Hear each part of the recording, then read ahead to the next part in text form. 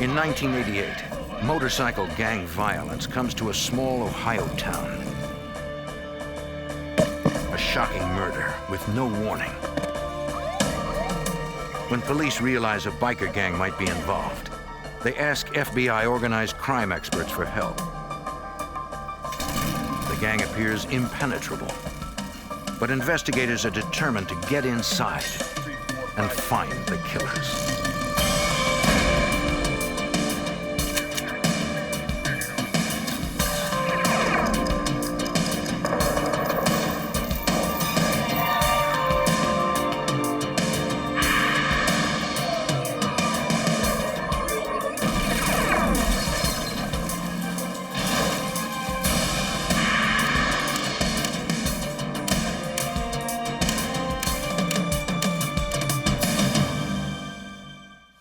When gangs go to war, they don't care who gets in the way. In 1988, an innocent man was gunned down near Cleveland, Ohio, a victim of a deadly initiation. I'm Jim Kallstrom, former head of the FBI's New York office. The FBI needed to infiltrate the gang's secretive and violent world. They hoped groundbreaking forensic science would help them put the killers away.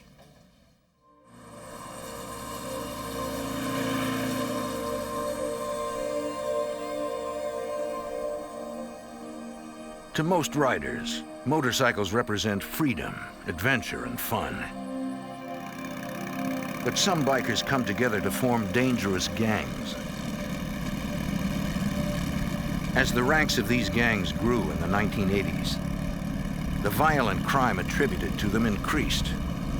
Like the mafia, their often criminal enterprise drew the attention of FBI organized crime squads, according to Cleveland FBI Special Agent Stuart Schoaf. The motorcycle gang problem throughout the United States was fairly large at that time. We had a large chapter of motorcycle gang members here in Cleveland. The principal biker gang in Cleveland made their money off drug dealing, theft of interstate shipments, and extortion.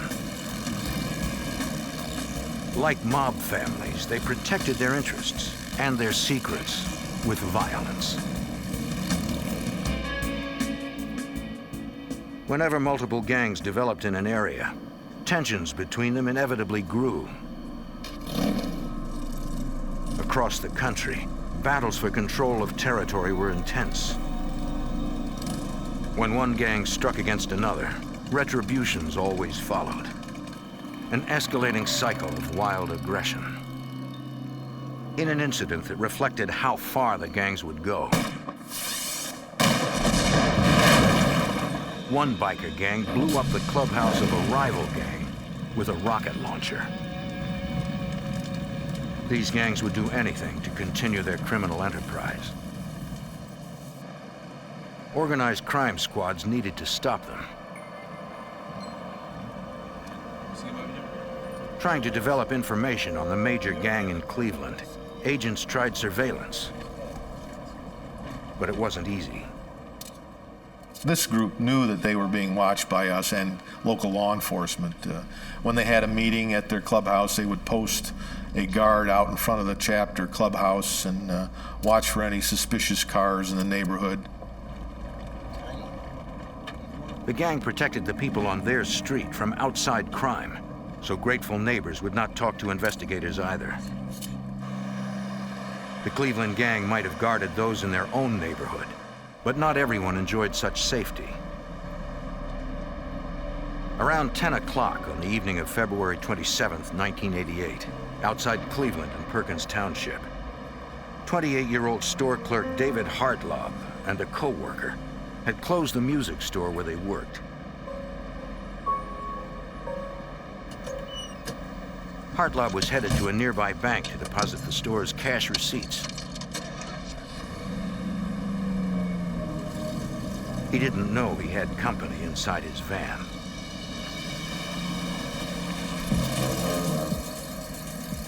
Or that he was being tailed. For security, his co-worker always followed him to the bank, which was less than a mile away.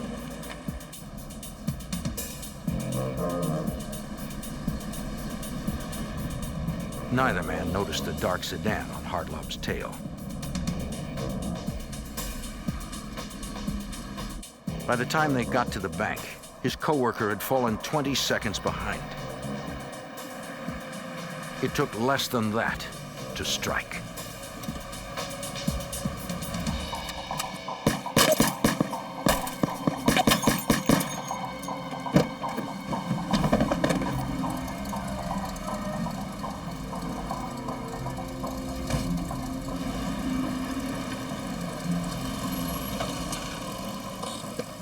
When the coworker pulled up, he saw the van taking off.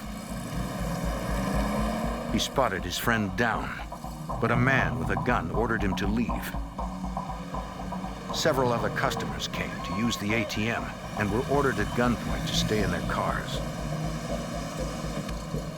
Then the gunman ran off, leaving David Hartlaub lying on the asphalt. 911. There's been a shooting. We need to get someone over here right away. Where at? I'm over at the mall. In 1988, Perkins Township was a small town with only 11 police officers on the force. Hold on 1 second. We have shots fired At the bank behind the mall. 2 or 3 subjects involved, possibly left in a van. Within minutes, nearly all of the Perkins Township officers were on the scene, including current police chief Tim McClung. The crime scene overall was very chaotic when I arrived. The paramedics were first approaching the victim. He was on the ground. He was struggling to try and right himself, obviously seriously injured. Hartlaub was in shock, but alive.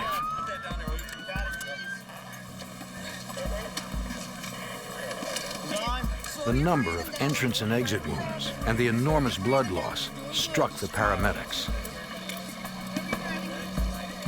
None of them had worked this degree of gunshot trauma before. The best they could do in the field was keep him breathing and stem the blood flow. David Hartlaub made it to the hospital, but died 20 minutes later. Police interviewed Hartlaub's co-worker and the other shocked witnesses. Originally, the information coming from the witnesses was very confusing. Obviously, you had different officers talking to different witnesses. The different witnesses saw different things from their perspective. The stories were conflicting, and it was problematic at first. Investigators concluded there were 3 suspects. One in the van, one driving the dark sedan, and one who threatened the witnesses. The co-worker described him as an Asian or Hispanic male. A witness saw the victim fall out of the van onto the roadway, and the van drove off. Now, based upon that information, we took a dog out into the field, attempted to do an area search. Other officers inventoried and collected the physical evidence at the bank. A set of keys determined to be for Hartlaub's music store would be checked for fingerprints. And they would send ejected shell casings to the ballistics lab. McClung's tracking dog followed a scent from the bank toward a hotel. It led about a quarter of a mile around the hotel and back into another parking area where I discovered the van. As we approached the van, I had my weapon drawn. The dog barked its signal for clear, but McClung and the backup officer had to be sure.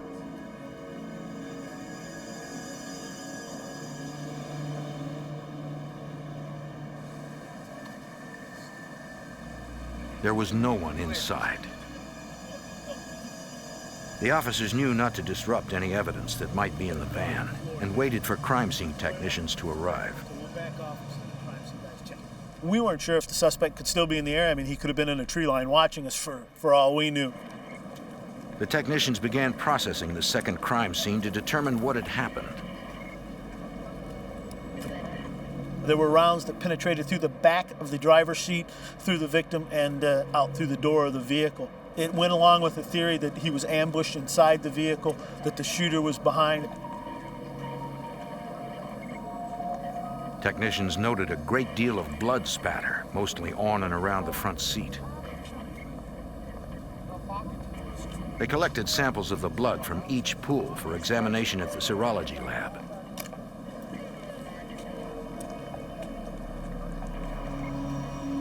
Between the seats, they found a MAC-11 semi-automatic handgun.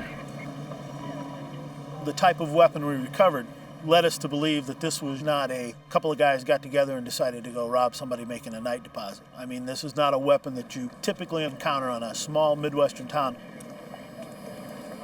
Someone had ground off the serial number and attached a plastic bag to catch ejected shells. Police found it odd that such an evidence-conscious killer would leave the gun behind. Perhaps he panicked or was injured. The MAC-11 had also been modified with a homemade silencer. It led us to believe that the people involved were quite possibly, for lack of a better term, professional. But they weren't experts. The silencer was not aligned properly and caused each bullet to split in two, sending shrapnel flying throughout the van. We knew that he was making a bank deposit, so we were feeling that this was along the lines of a robbery. Yet inside the van, they recovered the music store's deposit bag.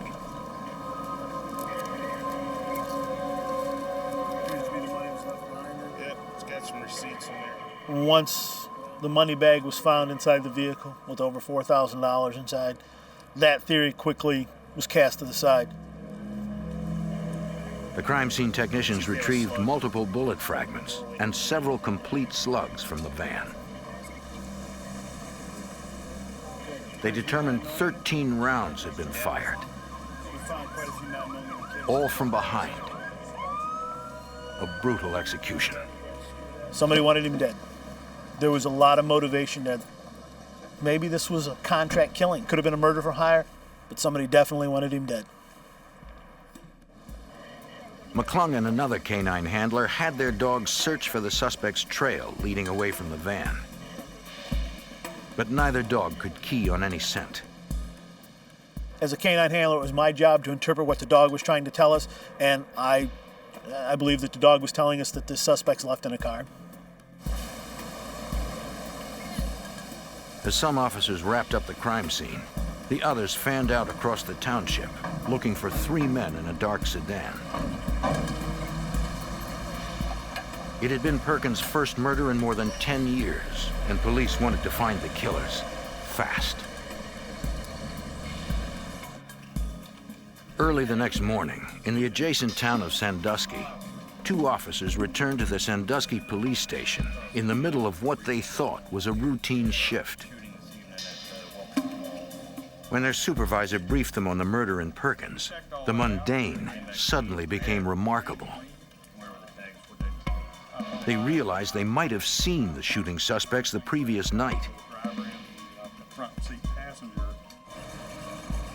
Hours earlier, the 2 officers had pulled over a dark sedan for making an illegal right turn on red.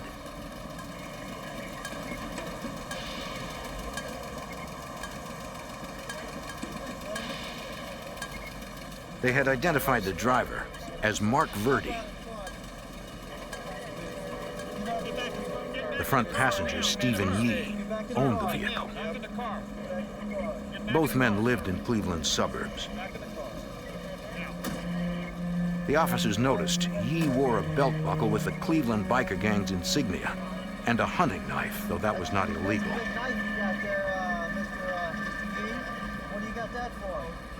The third man was in the back seat, but at the time they had no reason to check his ID.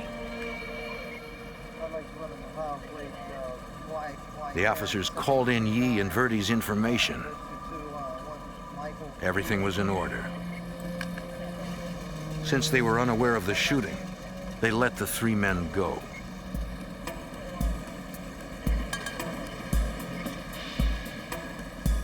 The traffic stop had been at 9:56 p.m., about 5 minutes after the murder, and 3 miles away from the crime scene.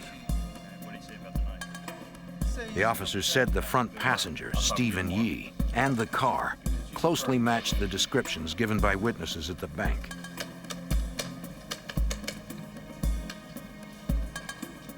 Sandusky police immediately alerted their colleagues in Perkins, frustrated that the killers might have gotten away because of a technology glitch. Chief, this is Lieutenant Fiducia. At the time, the Perkins Police Department and the Sandusky Police Department, which have a bordering jurisdiction, were operating on two separate police frequencies. The officer had no idea that we had just had a shooting. The belt buckle was an important clue. Police knew anyone wearing the gang's insignia was almost certainly a member. A non-member caught wearing the insignia risked violent punishment or death. Investigators now had suspect names, but if the secretive gang was involved, solving the crime might be impossible. Investigating biker gangs is a unique investigation. They are very closed-mouthed.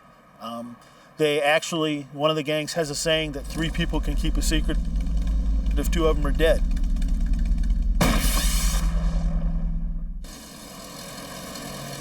After David Hartlaub was gunned down in Perkins Township, Ohio, police developed 2 suspects whom they believed were connected to a Cleveland biker gang. Aware that federal authorities were investigating this very gang as a suspected organized crime ring, local officers called Special Agent Charles Holloway at the FBI's Sandusky Resident Agency. Yes. The Perkins Police Department contacted the FBI to see if we were in a position to provide them with any intelligence information on the 2 individuals who had been identified at the time of the traffic stop. Holloway knew the best source of information was Special Agent Stuart Schoaf in Cleveland, who headed the FBI's criminal biker investigation in the area. Schoaf had been trying to build a file on the Cleveland chapter of the gang. Well, it's very difficult to investigate a group like that. We worked a long time trying to get more information about them, develop intelligence information, and put together a case on them that would put these individuals away for a long time. He'd been unable to plant moles inside the secretive gang. But undercover agents had gotten close enough to learn details about its structure. Prospective members, called prospects, wore banners on their jackets listing the city the gang ran in. Full members wore jackets with complete patches they called their colors. The initiation for prospects to earn their colors had its price. The initiation has to do with some type of violent act towards either a rival motorcycle gang member or an individual that has maybe wronged one of the members. The requirement of violence was designed in part to weed out undercover law enforcement trying to infiltrate, since no law officer could commit such a crime. Through their ongoing investigation, FBI agents were able to identify many of those involved with the gang, including the 2 men ID'd in the traffic stop in Sandusky on the night of the Hartlaub murder. Special Agent Schoaf knew the passenger, Stephen Yee, was a full-fledged gang member. And the driver, Mark Verdi, was a prospect. The 3rd man was a mystery, but agents were confident he was linked to the Cleveland gang, too. Hey, last night, Investigators knew about a rival gang that had a clubhouse in Sandusky. Hey, Mike, yesterday in... The rivalry between the 2 gangs had been escalating and had recently moved up a notch. Agents had heard of an incident in a bar a few months earlier. The rival gangs found themselves in the same place, and each wanted control of the territory. Bikers consider their colors sacred. A member of the rival gang made off with a prized trophy, the jacket of one of the Cleveland bikers.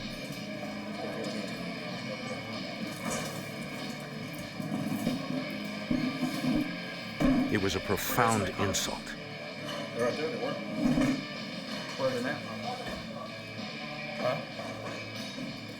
Accusations flew, Hey, man. Y'all seen these colors? and no one would back down. What colors? Colors was on that chair about 2 minutes ago. I don't see no colors, man. We had colors right here on the chair. Where's your buddy? What buddy? The skinny one. Man, there's two of us in here. The guy Hey, only two of us hey, here. man, come on. We ain't gonna put up with that, man. got a gun! Hey, man! In the brawl, one of the Cleveland bikers was shot. Agents had developed a confidential informant associated with the gang. He told them that after the fight, he was at a party where the Cleveland gang talked about the incident. They were looking to retaliate. Shoot at us. And we do nothing. And the prospective members saw a perfect opportunity for their initiation as part of the revenge. Hey, gentlemen. Investigators who had begun outlining the two gangs realized that a member of the rival group drove a van exactly like David Hartlob's. They might have gone after that gang member and made a mistake, according to Perkins Police Chief Tim McClung. The victim in the case, Mr. Hartlob, had no criminal record. And there was nothing in his background to suggest that he would have been the victim of a murder for hire. And the similarities between the vehicles led investigators to believe that it was a case of mistaken identity. That he was killed because his van matched the rival gang member's van. Second guess what they were thinking. Soon after the murder, the ranks of the Cleveland gang grew, according to Sandusky FBI Special Agent George Steinbach. We had received information from several sources that a celebration party was conducted at in the Cleveland area to celebrate at least two new members of the biker gang. This would be indicative of them being taken in as full-fledged members as a result of committing a heinous crime. Because of the strong possibility that the gang was involved, Assistant U.S. Attorney Jim Woolley and the Cleveland Area Organized Crime Strike Force came on board. There were things that needed to be done from the lawyering end, including going to judges and seeking search warrants. So as soon as it became apparent that we were looking at possibly a hit by a biker gang, the Organized Crime Strike Force was brought in to work with the FBI and the police departments to help coordinate the investigation. The strike force had a theory as to motive and the names of two of the three suspects, Stephen Yee and Mark Verdi. They needed to identify the third and find the evidence to put the killers away. In Ohio, the FBI believed a Cleveland biker gang was behind a brutal, mistaken identity assassination. They identified two suspects as Stephen Yee and Mark Verdi. The FBI kept them under loose surveillance while they continued the investigation. Special Agent Charles Holloway was trying to identify the third suspect and looked to gang expert Stuart Schoaf for help. Special Agent Schoaf provided us with background information on Yee and Verdi, and he came up with three names of either members or prospects of this motorcycle gang who he felt were most likely to have been the third person in the vehicle.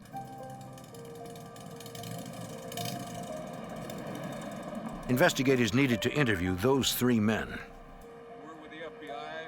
The two bikers they found first had solid alibis for the night of the murder. Non-gang members corroborated their stories, and the two men were eliminated as suspects. Okay, thank you very much. The one on the list they could not find was John Ray Bonds. He matched the description of the man in the back seat during the traffic stop. The FBI agents in Cleveland interviewed various members of his family, and what they were told by family members was that John had gone on a 2-week vacation. It was pointed out at that time to us by his grandfather that John also now had his arm in a sling. and that John had told his grandfather and his mother that he had injured his arm at work. None of the family knew exactly where Bonds was vacationing. While the Cleveland FBI continued the search for Bonds, the nearby Eastlake Police Department turned up important information about suspect Mark Verdi, the driver during the traffic stop. Detective Bob Jackson developed the lead. A fraud investigator from a local bank contacted us telling us that, well, I have this fraud case involving Mark Verdi, where he had taken out a loan for several $1,000s, landed up using a $10,000 collateral to get the loan, and then landed up stealing the remainder of the money from a good friend of his. Like most other investigators in the area, Jackson was familiar with the Hartlaub murder. He knew that Verdi was a suspect and that the FBI needed more evidence on him. So we're thinking, whoa, we really might have something here. We have a fraud case, a theft case that we can investigate, that we could put together, and just maybe we'll luck out and maybe we'll be able to help out these other agencies with this murder case. They would not risk any procedural errors, according to Assistant U.S. Attorney Jim Woolley. When you don't have the defendants or the criminals caught on videotape and people don't confess right away and you're trying to get evidence, you have to get evidence legally. You've got to use search warrants, you've got to use subpoenas, you've got to get evidence in a way that's legal so you can later use it in court. The Superior Court judge signed a warrant that allowed Eastlake Police to search Verdi's home for evidence in the fraud case. FBI agents accompanied them. Legally, they could only observe.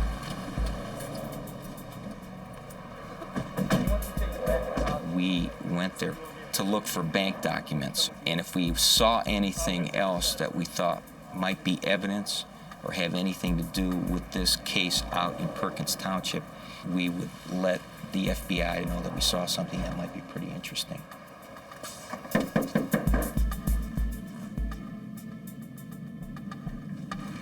Mrs. Verdi? Yes.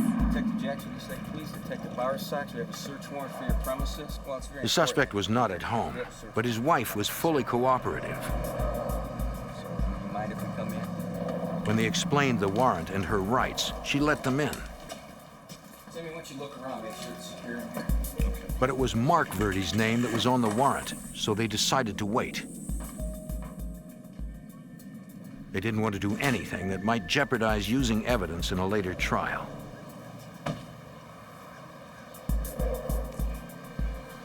After half an hour, Mark Verdi came home. Yeah, I'm Mark. You're Mark? How you doing, Mark? Mark Verdi? Castle Records.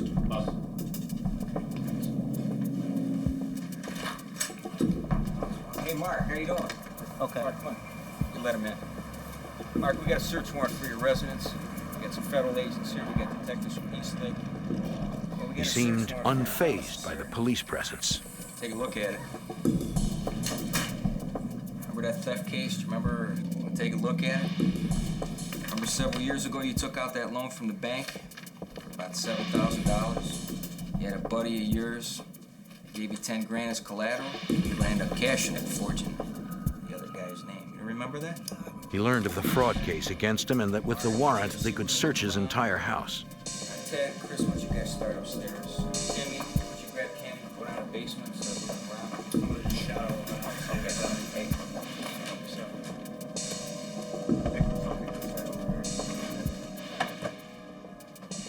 Upstairs, the search quickly paid off when officers found papers relating to the alleged bank fraud. But more importantly, they also discovered several items that might help the FBI with the Hartlaub murder. Ski mask. We found a briefcase, and you open up the briefcase and there's a mask in there, there's gloves, and the grinder was in there. And shavings, metal shavings. The grinder and shavings might be related to the serial number ground off the murder weapon recovered from the van. Do you see this map? Do you see this map? It's all to the As we're searching, we see a map, and it's folded up unusually, and we look at it, and you open it up, you look at it, and you see Sandusky, Perkins Township area kind of highlighted and pointed out. The murder had taken place in Perkins Township, and Verde was pulled over in neighboring Sandusky. It was time for Special Agent Stuart Schoaf and the other agents to take on a role beyond that of observers. We decided to get a federal search warrant, and we did that, waiting some time at the residence while several agents went back to the office and drafted the affidavit and search warrant. With the federal warrant outlining evidence sought in connection with the murder, agents could conduct an additional search of the Verde home and seize any related items.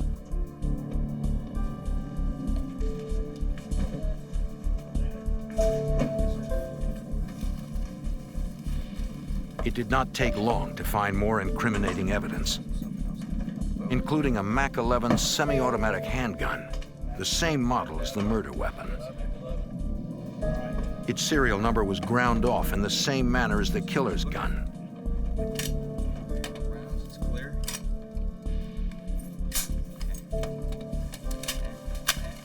And we also found a pistol in the wood bin. We found trash bags, similar to the trash bag material that was used to make a makeshift cartridge catcher on the Mac 11, which was used for the homicide. With probable cause increasing, agents secured a third warrant to search the vehicle Mark Verde drove on the night of the murder. At the Cleveland Federal Building's garage, FBI technicians processed suspect Stephen Yee's car.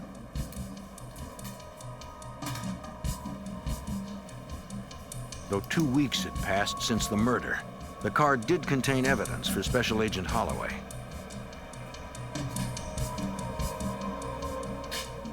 During the processing, we located 2 shell casings, 9mm shell casings in the vehicle. The 9mm specification was the right caliber for use in a Mac 11.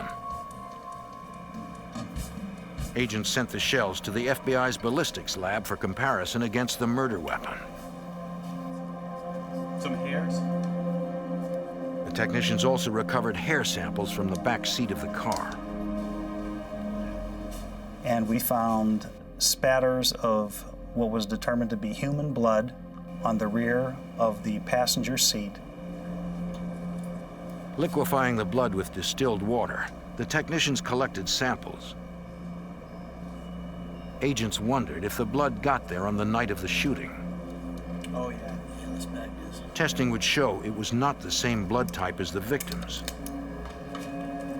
Perhaps it was the killer's.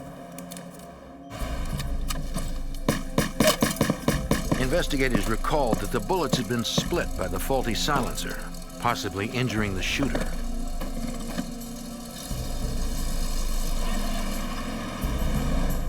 Neither Stephen Yee nor Mark Verde seemed to have a fresh gunshot wound. But the family of the third suspect, John Bonds, reported he had had his arm in a sling the day after the murder, allegedly due to a work injury. Now, you're familiar with John Ray Bonds? To check the story, the FBI interviewed Bonds' employer and asked about the days surrounding the murder. He advised us that John was scheduled to be at work on the night of February 27th, the night of the homicide, and had failed to appear for work as scheduled and had not been back since. There was no record of Bonds suffering any injury at work. Record there? The pieces were falling into place, but they still had no direct proof.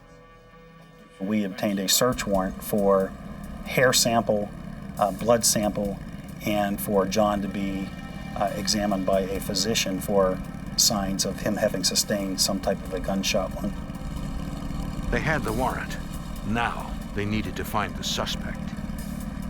Just like any other fugitive search, you would interview family, friends, continuously checking back with the employer, spot check his residence, other places that he's known to hang out, such as a clubhouse, friends, bars where he's known to hang out.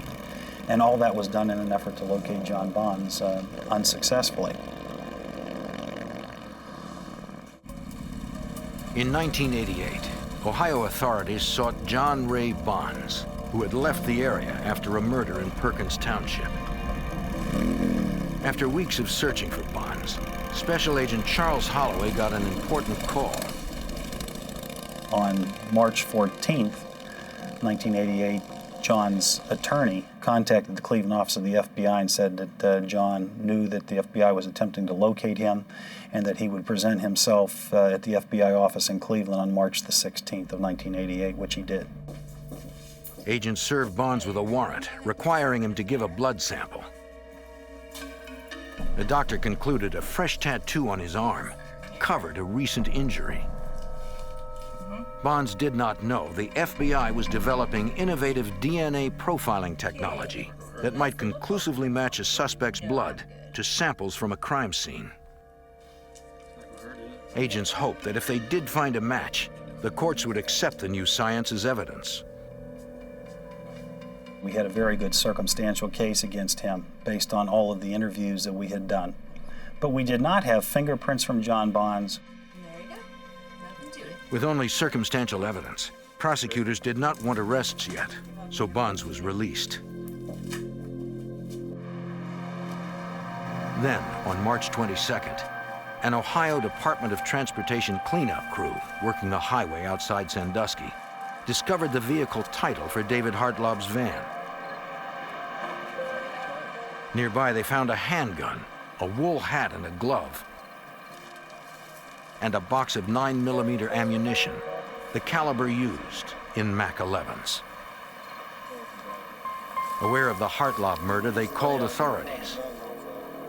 The placement of the items further implicated the Cleveland gang for prosecutor Jim Woolley.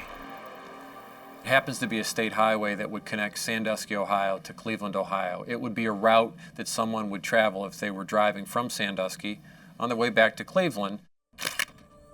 The suspects might have thrown the items out the window as they drove away from the crime. FBI technicians collected the evidence for analysis. Examiners at the FBI's Hairs and Fibers lab compared the evidence from the highway to evidence they already had. Fibers consistent with that glove had been located on the murder weapon. Fibers consistent with that glove had been located on a shirt which was removed from Mark Verdi's house during the March 9th search warrant. And fibers were found on the glove consistent with the carpet in David Hartlob's van.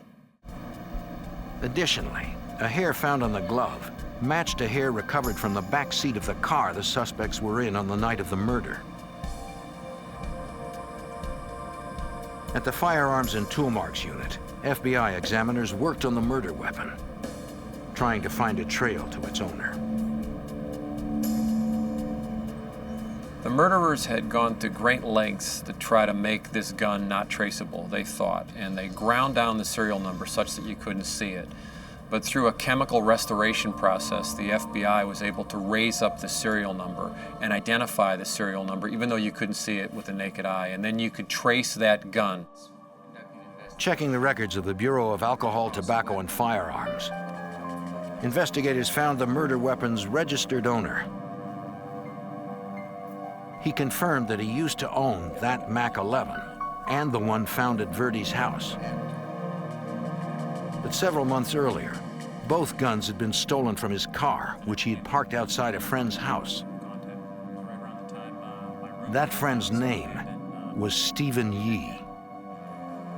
Here we have Steve Yee is stopped in a traffic stop minutes after the homicide in Sandusky, Ohio, and we can show that the murder weapon was stolen from a vehicle parked in front of his residence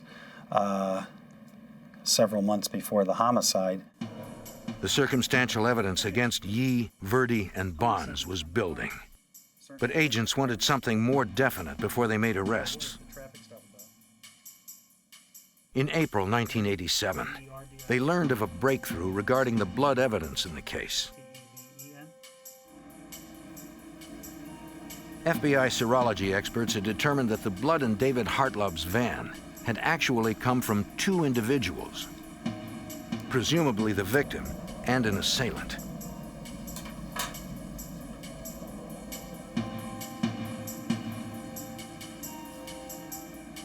Examiners compared the blood from the victim's van to that from the suspect's car.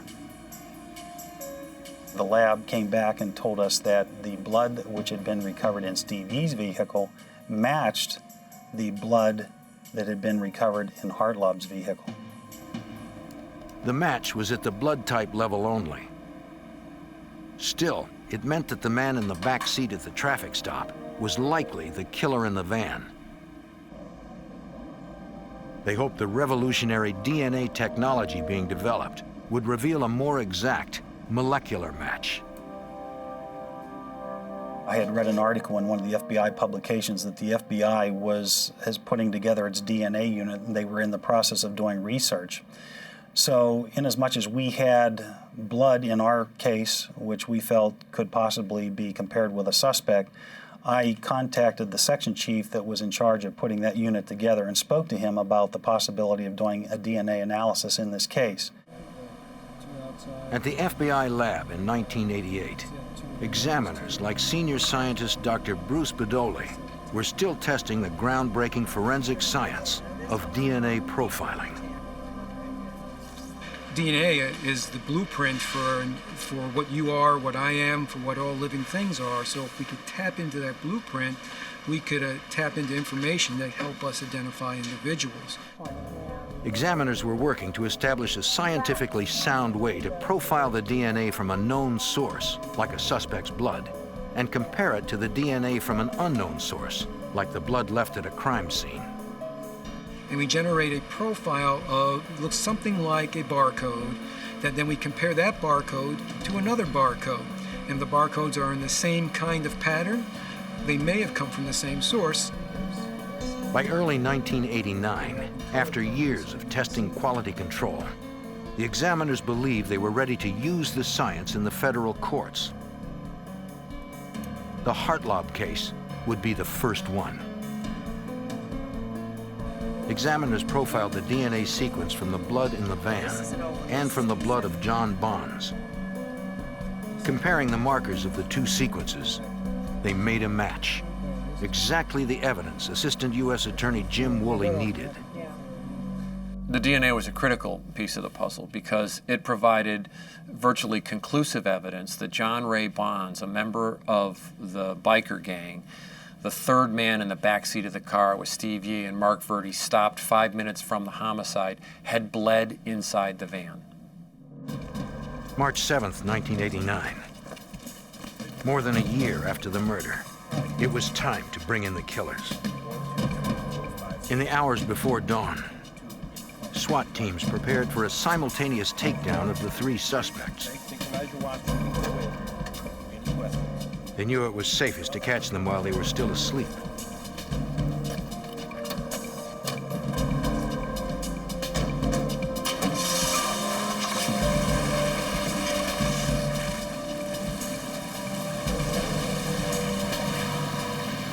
The teams fanned out to the homes of Yee, Verde, and Bonds. They hoped to strike before the suspects could warn one another or flee. One team moved on Verde's house, while another entered Yee's. FBI, step outside! Step outside! Step outside now, sir! Come out! Mark Verde was arrested without a struggle. Is there anybody inside? At the same time, and 20 miles away, his fellow gang member Stephen Yee was taken into custody as well. But the third suspect, John Ray Bonds, was not at home. Nor was he with known family members. The man investigators believed was a ruthless assassin was again on the run.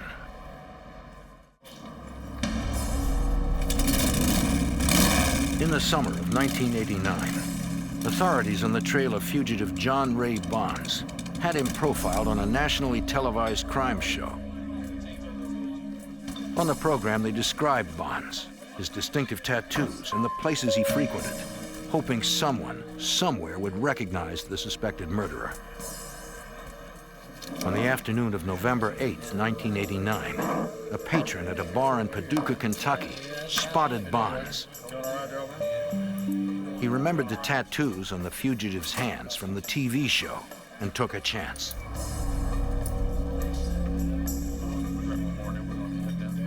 He contacted the local sheriff, who called the FBI resident agency in Paducah. They were ready to arrest Bonds, but they had to be careful, according to Special Agent Stuart Shove. They felt that going into the bar there may be some trouble if they entered the bar at that point, because there were a lot of biker types in the bar, and they did not want to have any type of confrontation. They felt it would be much safer to set up some type of roadblock. The FBI, Kentucky State Police, and local officers staged a fake traffic accident on a road leading from the bar to a known biker clubhouse in the area.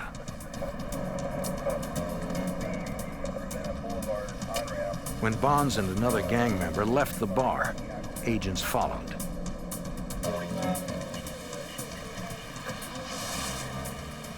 As they hoped, the pair headed toward the clubhouse and got on the blocked road. The trooper waved them forward. Don't worry about it, this big girl. And undercover police pulled in behind them. Though he didn't know it, Bonds was surrounded.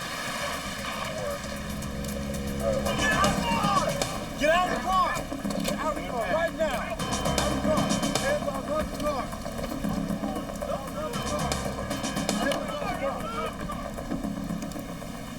Nearly 2 years after the murder of David Hartlaub, John Ray Bonds was finally in custody. Now, he and the other two suspects, Stephen Yee and Mark Verdi, would stand trial for the killing. FBI senior scientist Dr. Bruce Bedoli had to help convince federal judges that the DNA evidence should be allowed in the trial. New technologies, as they enter the court, will be challenged for their admissibility. So I had a role in going in to defend the technology, to demonstrate that it met the scientific standards to be admitted into court so that the jury could hear about the evidence in the first place. After months of hearings, Assistant U.S. Attorney Jim Woolley succeeded in getting the DNA evidence ruled admissible. With it and the other evidence, he went into the trial confident. This is a case where just piece after piece after piece of evidence was built through forensic testing, ballistic testing, serology, forensic chemistry, hair and fiber analysis, DNA analysis, serial number restoration. And you start just building those things one on top of the other. And there's really very little that a defense attorney can say when faced with a case like that. Stephen Yee, Mark Verdi, and John Bonds were all convicted of murder and sentenced to life. The unrelenting investigation put 3 killers behind bars and helped open the door for a forensic technology that has changed criminal investigations forever. In a Montana campground, a little girl is taken as she sleeps. Recalling a similar crime, investigators fear a killer is back. Desperate to find the girl alive, they face grim clues, false leads, and a cunning suspect. Police, agents, and a mother with unshakable determination struggle to solve the mystery of what happened in those dark woods. While camping with her family in Montana, a 7-year-old girl was abducted from her tent. No one in the campground witnessed the crime, and the kidnapper left no clues. I'm Jim Kallstrom, former head of the FBI's New York office. At the time, little was known of criminal profiling. Agents would use it as they raced against the clock to find a criminal more monstrous than anyone imagined.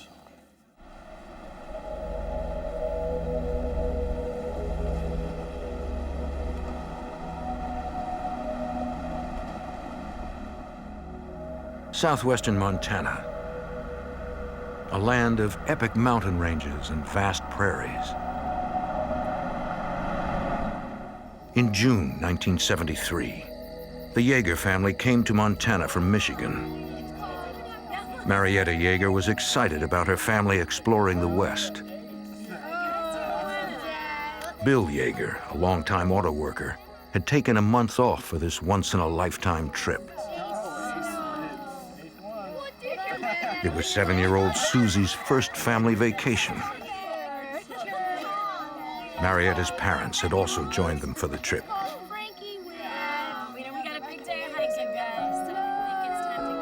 On Sunday, June 24th, they prepared to spend their last night in Montana's Headwaters State Park. In the morning, they would continue west.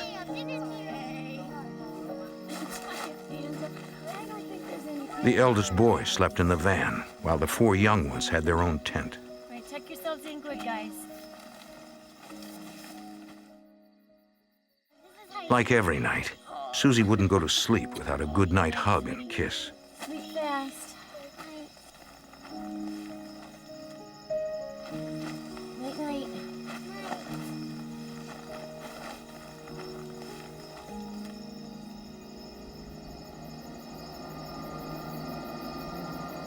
The night was chilly. Still, the Yeager children slept peacefully.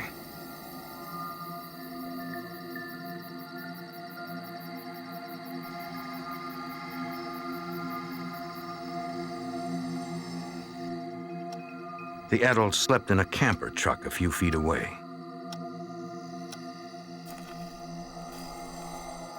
But not everyone in the campground was asleep.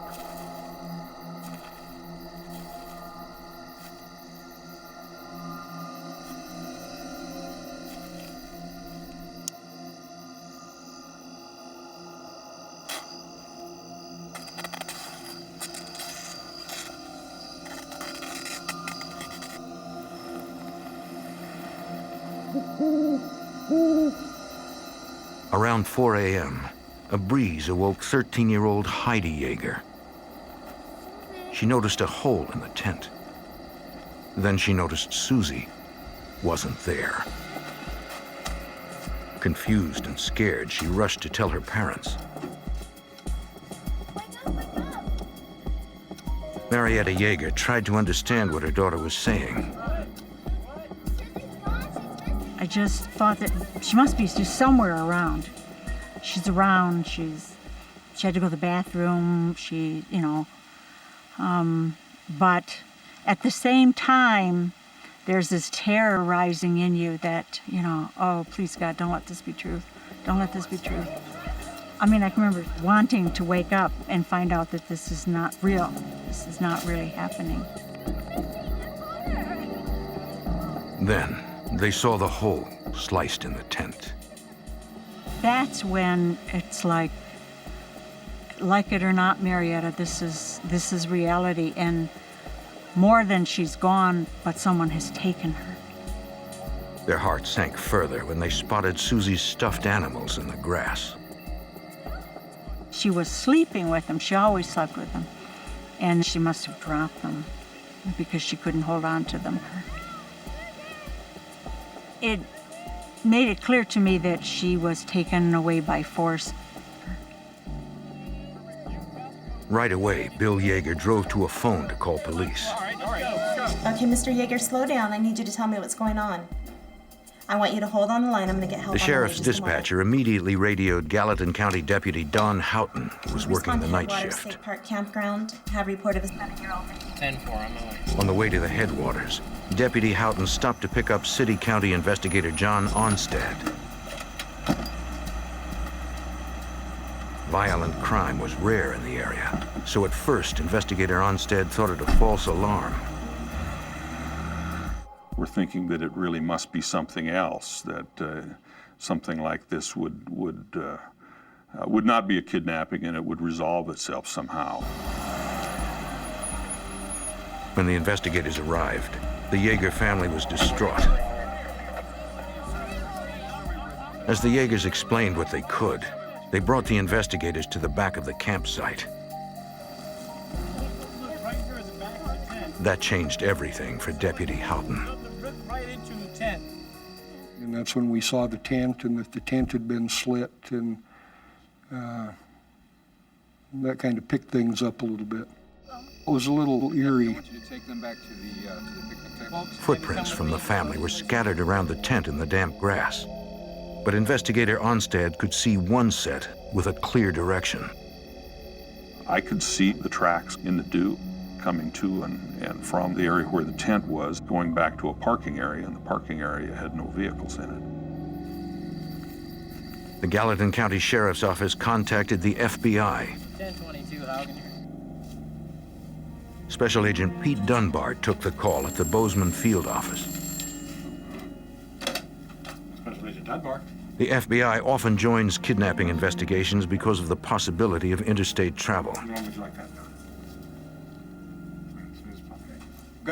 In any abduction, time is critical, as the chance of finding a victim alive diminishes with each passing hour. What is it? I'll tell you on the way. Dunbar and Special Agent William Terry left for the campground immediately.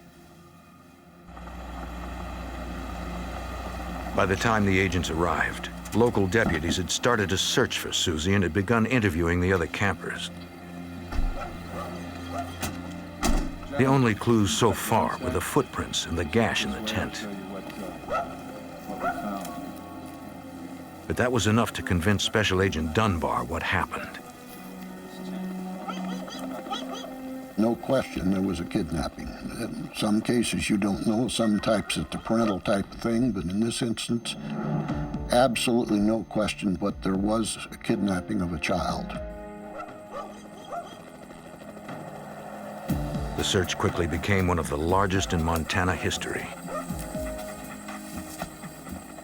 We had helicopters, we used the National Guard flying, we had boats, we had all-terrain vehicles, we had riders out identifying areas of abandoned buildings, old mine sites, anywhere where a person might be located. They began at the Jaeger campsite, then expanded in widening circles. During the search, a few veteran deputies recalled a similar investigation in the same campground 5 years earlier. That crime was discovered May 5th, 1968, when during a troop outing, a Boy Scout tried to wake up his tent mate. The 12-year-old had been stabbed and beaten during the night. The scout's lung had been punctured, and he suffered severe head trauma. He died the following day. That case remained unsolved. Many of those searching for Susie couldn't help but wonder if that killer was back.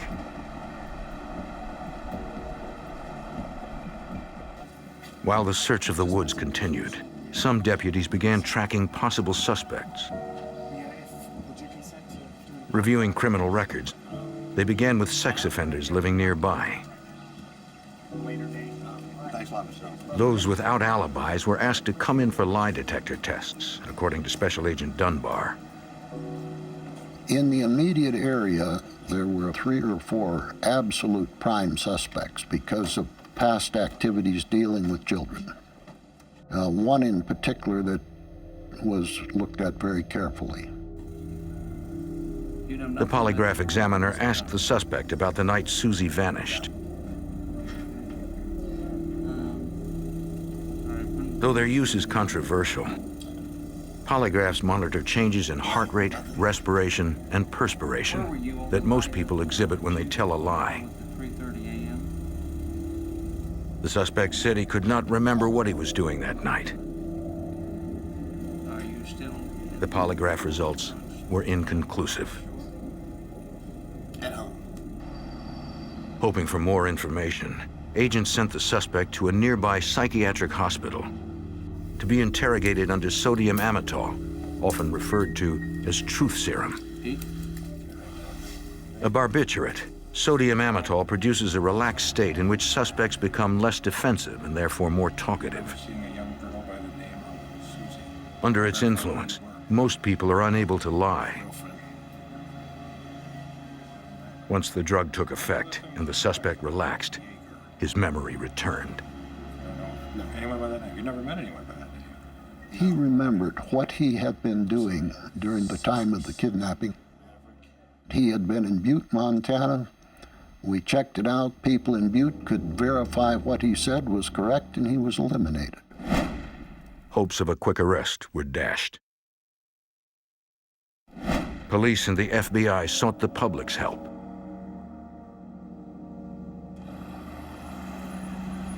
Hundreds of alarmed citizens throughout Montana called in tips.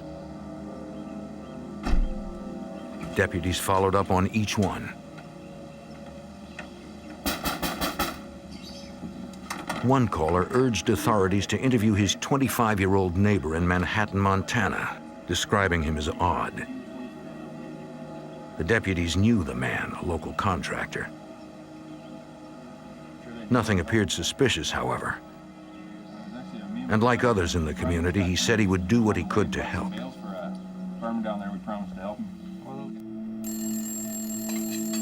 Then, a week after Susie disappeared, a man telephoned the home of a Gallatin County, Montana deputy.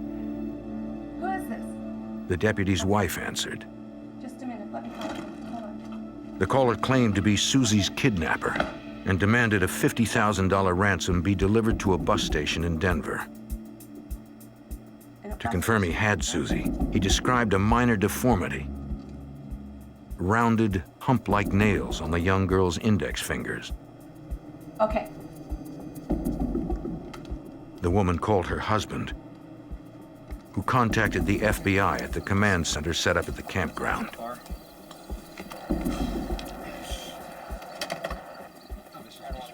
Special Agent Dunbar told the Yeagers about the ransom call. When he mentioned the fingernails, they were stunned. Susie did have rounded nails on her index fingers. The call was legitimate. Agents needed the kidnapper to call back with details about the ransom drop. But the call never came. A crushing blow for the family and investigators, according to FBI Special Agent William Terry. As time went by and there was nothing to give directions as to where the money should be placed or how she was going to be returned, the hope left. Watching deputies drag the rivers in Headwaters Park for a body was agonizing for the Yeagers. Yet Marietta and Bill refused to give up hope. I made a commitment to stay faithful to her as her mother, that not to give up, to continue to believe that she was still alive until such time, if ever it would have to happen, that I would have to accept concrete proof to the contrary. Still, the Yeagers could not remain in the campground forever. Bill needed to return to work, so after more than a month, the family had to go home. And it was so hard to leave, you know, for me, to leave the last place that I had seen her. Despite the best efforts of law enforcement, they had not been able to find the kidnapper. But soon, he would find Marietta. In June 1973, 7-year-old Susie Yeager was abducted from her tent in Headwaters State Park, Montana. Although the family had to return to Michigan, the FBI assured Susie's parents, Bill and Marietta Yeager, that they would not give up on the case. Now, as soon as we got to Detroit, the FBI agents were waiting for us. And so I felt I could trust them. I felt that they were competent and they were willing to keep me informed. And for me, that was very important. I needed to know everything that was going on.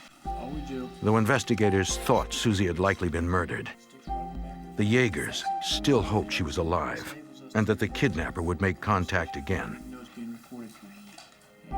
The FBI arranged for the phone company to trace any calls from the kidnapper and asked the Yeagers to place a recording device on their telephone.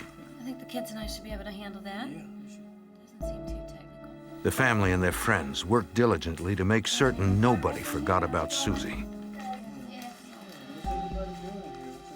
They established the Susie Yeager Reward Fund and printed 10,000 posters, which they mailed to every sheriff's office in Montana and the surrounding states, asking for them to be posted locally.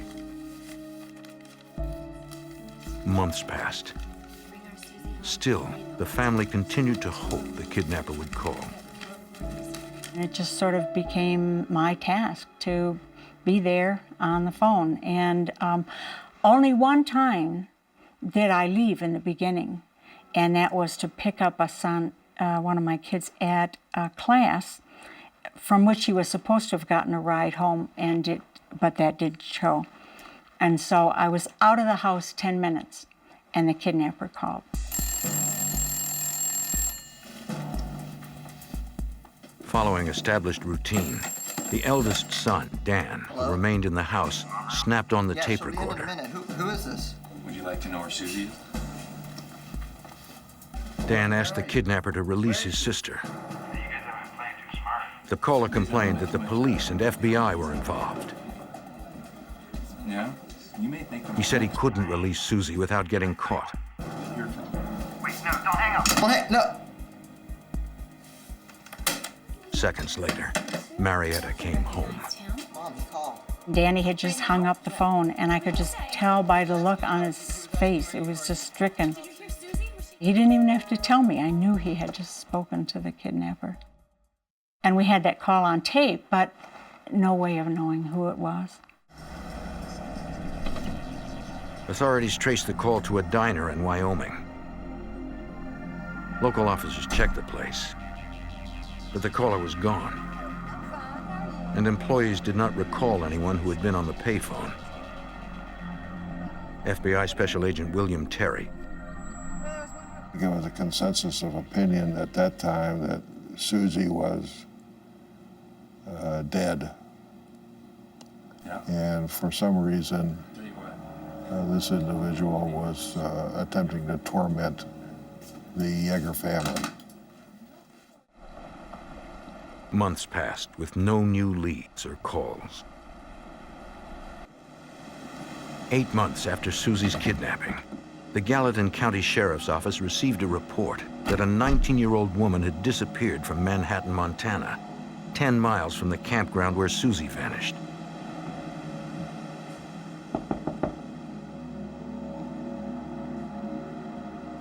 Her mother was worried and told the deputies what she knew. I had fun. You drove safe, right? She said that her daughter, Sandra Smolligan, was last seen on February 9th, returning to her apartment around midnight after a night out with friends. Her mother said Sandra's car was gone, and no one had heard from her in days.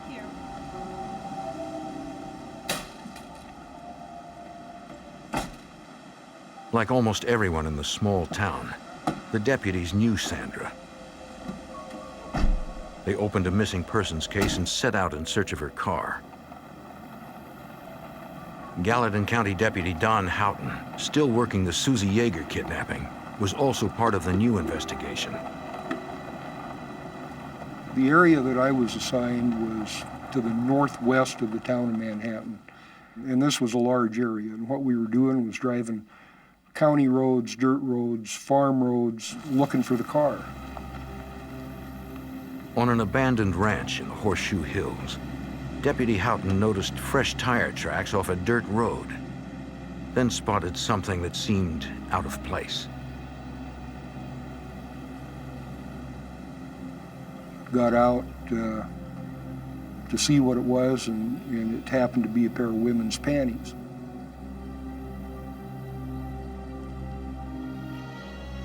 Houghton wanted to check out the barn nearby.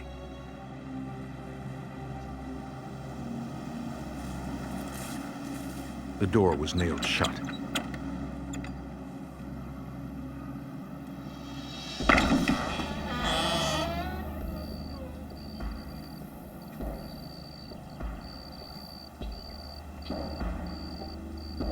Inside, a tarp and other debris covered a car. The license plate had been removed. But in the small community, most people knew their neighbors' vehicles. Deputy Houghton recognized the car. It was Sandra Smulligan's. There was no trace of the young woman. I need a 1013 on a white Ford. Houghton called in the find. WP 521.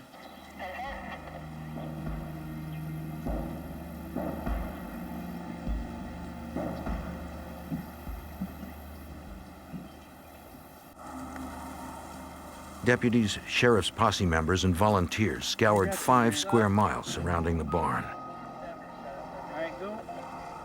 In line searches, they marked any items that might be evidence. 2 days into the search, one group investigated a 55-gallon drum they found in a field. Something right here. Can you get a couple pictures? Something had been burned inside. Step back, please. Step back. Among charred wood were bone fragments.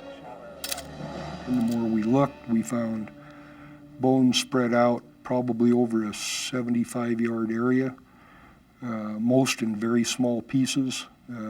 They'd been broken up, chopped up, they were burned.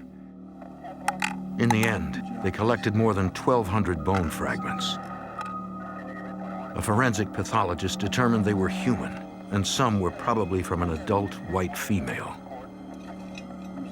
Dental records confirmed several teeth and jawbone fragments belonged to Sandra Smulligan. Investigator John Onstad feared that Sandra's killer might have also kidnapped Susie Yeager. There was beginning to be a connection. Probably partly due to the part of the country we live in and what goes on here, what doesn't go on here. Sandra Smulligan had been dismembered. Whoever committed such an unspeakable crime might have taken Susie too. Hey, deputy. 8 months after Susie Yeager vanished from a Montana campground, deputies discovered the remains of Sandra Smulligan at a nearby Horseshoe Hills ranch. Authorities feared a connection. There you go. The investigators working the 2 cases frequently ate lunch together. One resident often joined them, always asking about the cases. David Masterson was an ex-Marine and a well-known local contractor. Some townspeople considered him strange. In the first week of the investigation, Masterson had been questioned about Susie's disappearance. Deputy Don Houghton knew that people who are overly curious about a crime are often involved. On numerous occasions, David would come in and sit with us and eat. Always inquisitive. We were always cautious of what we said around him. But he was always volunteering for a search. Just kept in front of us, I guess. It bugged us. FBI Special Agent Pete Dunbar realized Masterson was familiar with the area where Sandra's body was found. David surfaced as a suspect again because we knew enough about David from before to know that he knew the Horseshoe Hills very well. And also it developed that he had dated this girl, Sandra Smulligan. Investigators asked Masterson to take a polygraph examination. He agreed. I had a great deal of faith in the polygraph. I had had it utilized on other cases before and invariably was a tremendous tool and never had one where it backfired. During the examination, Masterson denied knowing anything about Susie Yeager's kidnapping or Sandra Smulligan's murder. He confirmed he dated Sandra only once because she didn't want to go out with him again.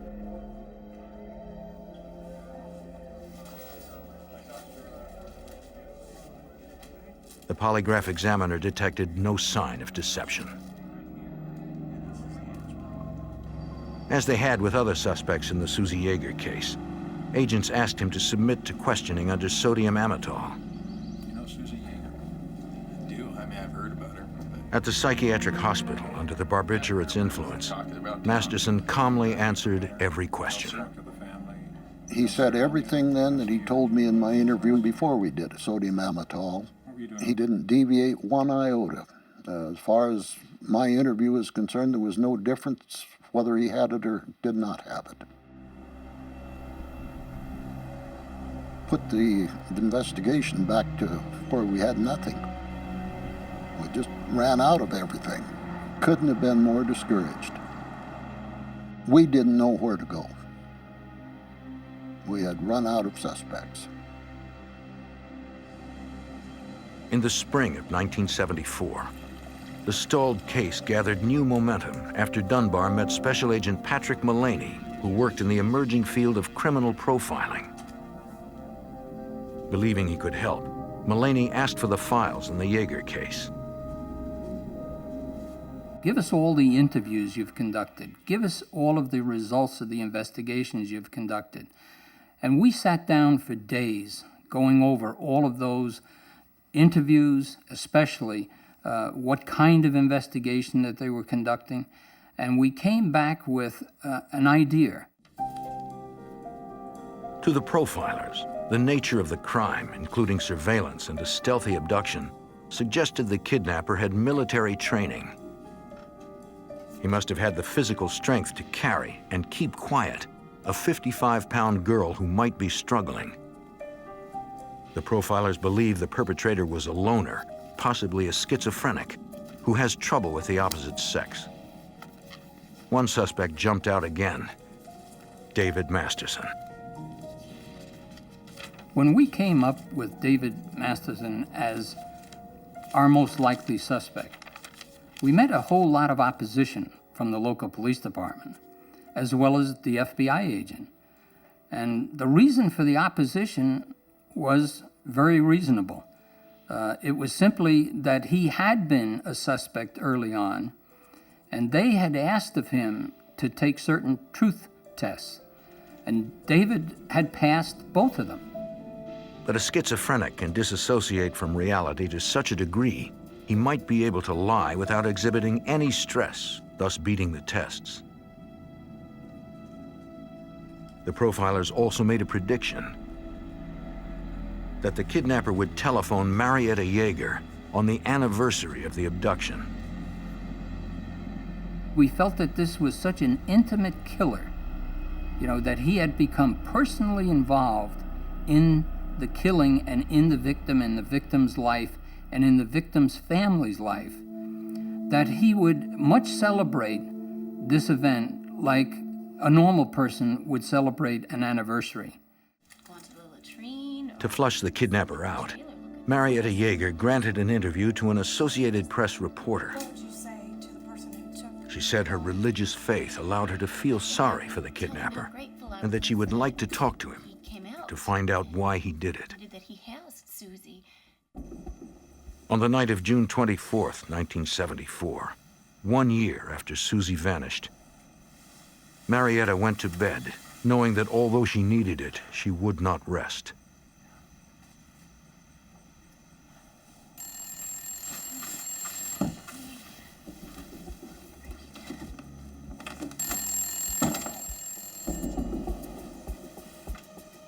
As she raced to the phone and recorder, she hoped, finally, to get some answers.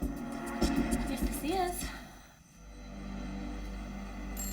Exactly 1 year after Susie Yeager vanished from a Montana campground, a man telephoned Susie's mother, Marietta. Hello? The first thing he said was, "Is this Susie's mom?"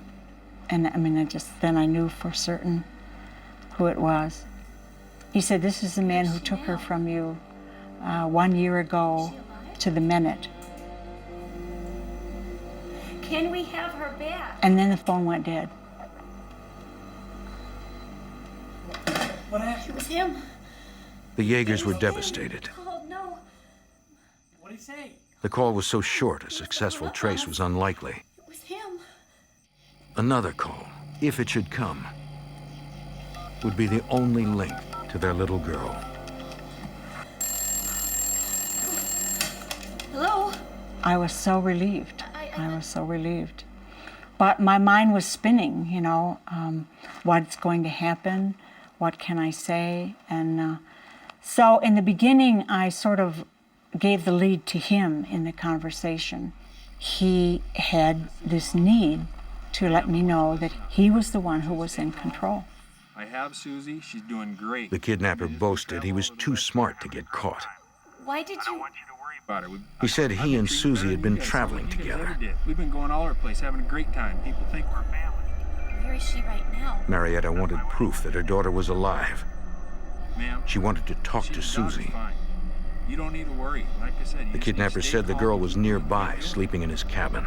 She hasn't had a hair of harm. By this time, I knew that my husband had notified the FBI. They were trying to trace the call. So I knew it was important to keep him on the phone. I wanted the FBI to get to him before he got away and find out, you know, if I was going to get my little girl back again. And I will do whatever it takes to As she get her talked, back. Marietta Yeager began to take control of the conversation. She said she had been praying for him. Don't pray for me at all. She said she felt sorry for him. Is she really still alive? Her strength and compassion wore the caller down, according to FBI profiler Patrick Mullaney. To be able to contain herself over an hour with the person that she viewed as having her child was beyond belief. The caller initially starting with the typical psychopathic challenge, I am the one that kidnapped your child 1 year ago to the minute, this day. To turn him from that point where he's really sticking it to her to where at the end of the hour, that caller could not hang up the phone. And when he ultimately did hang up the phone, he was sobbing, crying. I just came up with anything I could. Agents responded to the Yeager home, hoping the call would finally lead them to the kidnapper. At the time, long-distance calls passed through a series of relay stations. You gotta keep me informed. Telephone personnel traced the call as far as Sarasota, Florida. But a system failure there prevented further tracing. Agents had to tell the Yeagers it didn't work. Seems to be a problem with the trace. Let me know. All I could think of was that he had said Susie was asleep in his cabin and we'd lost the chance to find her. Then, a month later, a rancher in Montana showed investigators where somebody tapped into his telephone line. His phone bill showed a call to the Yeagers in Michigan that he hadn't made. Under the lines, he had noticed fresh tire tracks that did not match his truck tires. When asked for names of people who knew the ranch well, the rancher said David Masterson used to work for him. The investigators recalled Masterson had been a communications specialist in the Marines and would know how to tap the lines. Agents looked into a new technology, voice print analysis. A person's voice is made unique by their body's physical makeup, and scientists had begun charting voice patterns using a sound spectrograph. The voice print experts compared the anniversary call recording to a recording of an interview with Masterson. They reported a match. How you guys doing today? Investigators confronted Masterson with the voice print analysis. Stop by and say hello, see how you're doing. I want you to take a look at this. They explained the results indicated he had very likely made the anniversary call to the Yeagers. Masterson told Special Agent Pete Dunbar he was unimpressed. And he said, oh, shoot, you know, I've got relatives whose voices sound just exactly like mine. So we asked who they were.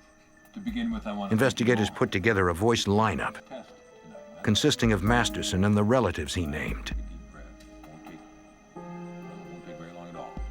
Ready? From the ranch, where the anniversary call was made, they telephoned the Yeagers.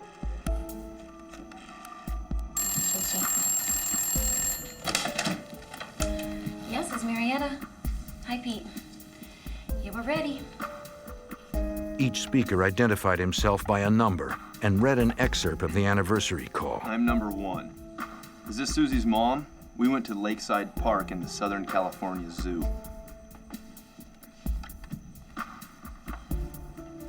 I'm number 2. Is this Susie's mom?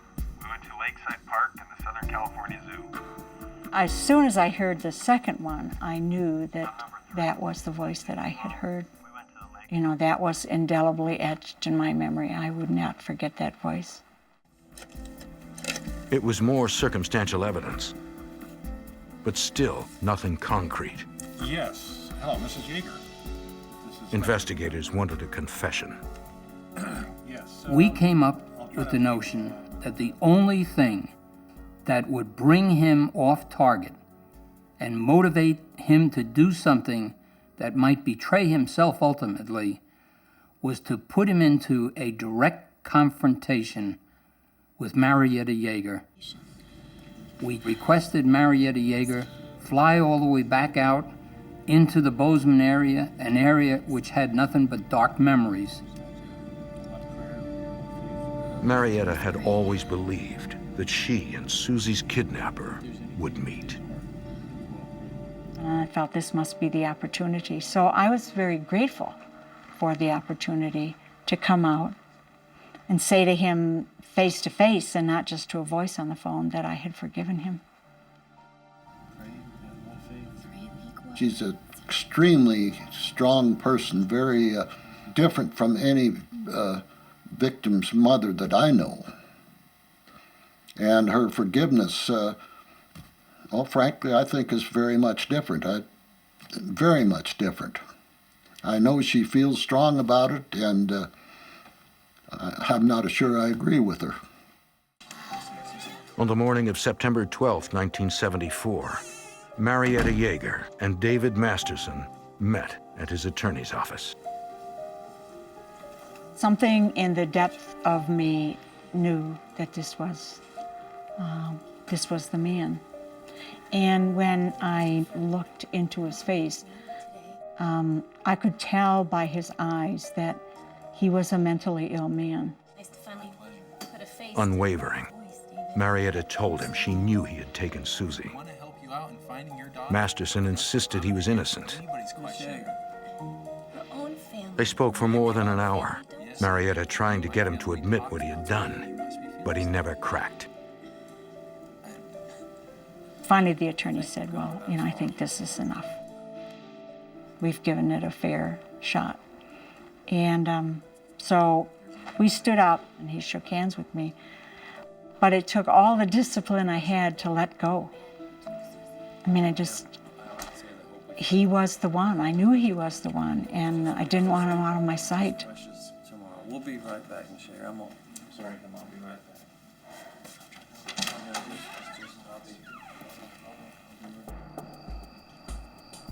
To keep the pressure on Masterson, Gallatin County deputies put him under 24-hour surveillance. They made no effort to hide the fact that they were watching. The surveillance seemed to amuse him. But on September 24th, the suspect slipped away, according to Deputy Don Houghton. The team of officers that watched him go into his house, but he didn't come out the following morning. It got to the point that we actually went and knocked on the door, somebody did, and nobody home. We started looking everywhere we knew David frequented, went to his job sites, and there was no David. While authorities were searching for Masterson, a man called the Yeagers. It was exactly 1 year after the kidnapper had called the first time when Marietta was out. Ma'am? The caller identified himself as Mr. Travis. Stop playing games with us, David. But as soon as he got on the phone, I knew it was his voice. What he was trying to convince me and the FBI that the real kidnapper was somebody in Salt Lake City, Utah, and not this person, David, who's being considered as a prime suspect here in Montana. He said he could prove that Susie was alive by putting her on the telephone. Your daughter's okay? Well, then listen to this. He's a nice man, Mommy. We are having fun together. He takes me lots of places. Well, I knew it wasn't Susie's voice. Susie never called me Mommy. She always called me Mama. Then my fear was that he'd bribed a child to speak those words, and that in his sick mind, this child would become Susie, and that he would harm this child too. David, that's not When Marietta kept calling him David, he began to unravel. I told you my name was Travis. He blurted out information Marietta discussed with Masterson in Montana. Yeah, Things only David would know. I can prove that I have her. And so he totally incriminated himself. And when he realized what he did, he said, "You'll never see your little girl alive again." And he slammed down the phone. Marietta called the FBI, and authorities traced the call to a Salt Lake City motel room, more than 400 miles from Masterson's home. But by the time they arrived, he was gone.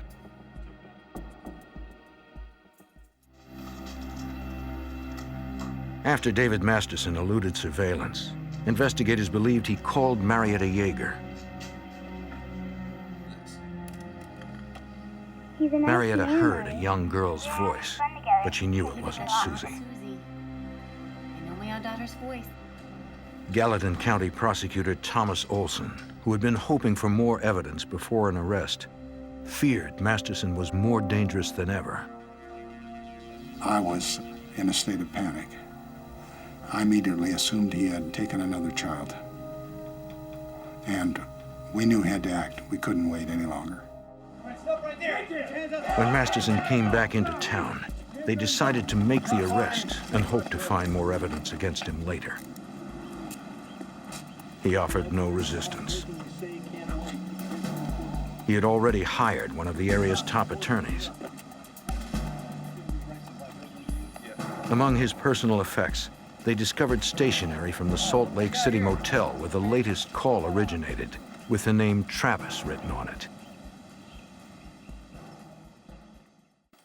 Authorities executed a search warrant created with the help of FBI profilers, according to Deputy Don Houghton. They told us that the suspect in this kind of a crime or these kind of crimes would probably keep souvenirs or trophies of his victims, to include everything from jewelry, clothing, to body parts. Our search warrant listed all those items.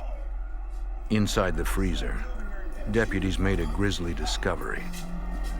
Packages wrapped in butcher's paper, marked with the initials of the murdered woman, Sandra Marie Smulligan. Then, they found a human hand with 2 severed fingers clutched in its palm.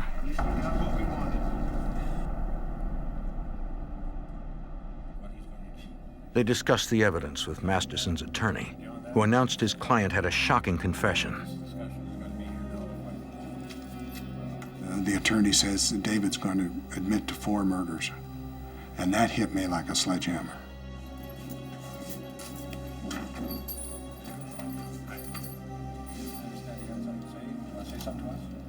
Masterson told them about the 4 killings.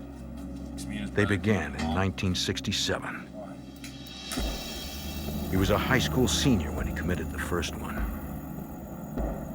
A fellow student had picked a fight with him. One day he spotted the student's brother fishing with a friend. He killed the student's brother for revenge.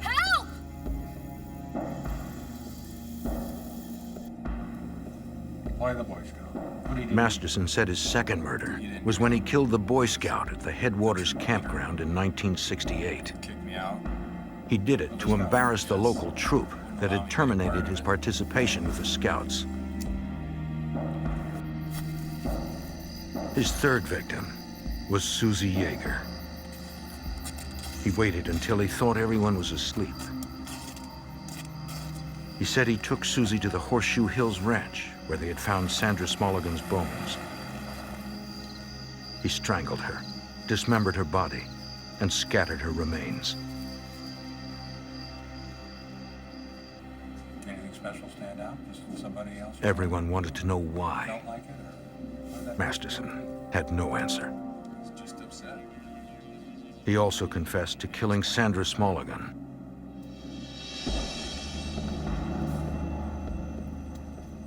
After she refused to see him again, he broke into her apartment. Sandra, I want you to keep your mouth shut. Listen to me. Keep your mouth shut. Don't move. You'll be all right. His plan was to abduct her. But when he covered her mouth with duct tape, he inadvertently covered her nose, too. If you don't move, it'll all be over here. As he packed her clothes, Sandra Smulligan suffocated. Sandra. At the same ranch, he dismembered her body, then incinerated the remains over a fire of cedar shingles and spread her bones among Susie's. It was late. I mean, I think it was like 3 a.m. And my lasting vision of David was that as he confessed to 4 murders, he seemed to shrink smaller and smaller in stature and size.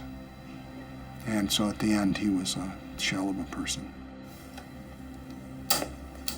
Thanks, sir. Deputies returned him to jail, but he never made it to trial. Although prosecutors told them they would not seek the death penalty, David Masterson hanged himself with a towel hours after he confessed.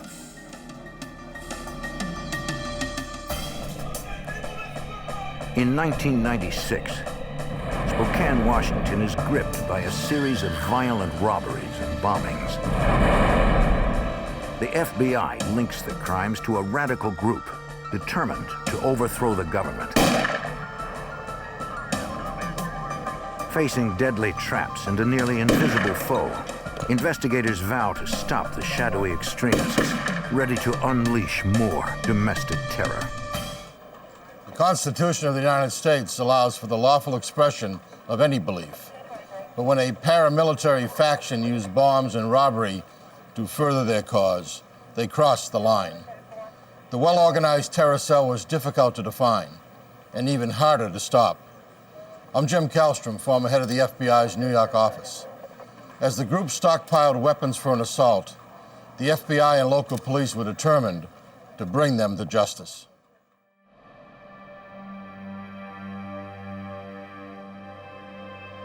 Spokane, Washington, a city of 200,000 near the state's eastern border with Idaho. On Monday, April 1st, 1996, 24 people were working inside a satellite office of the city's Spokesman Review newspaper. At 2:30 p.m., a van pulled up behind the building.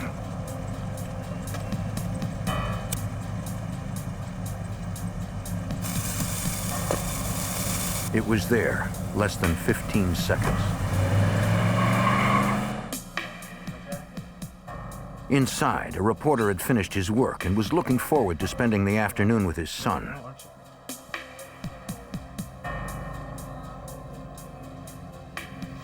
They did not realize what was waiting for them outside.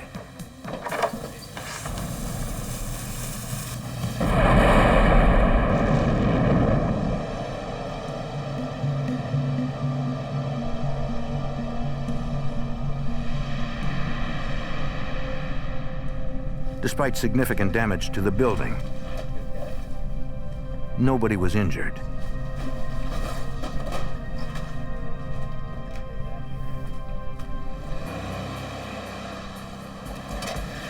Units from the Spokane County Sheriff's Department responded to the 911 calls.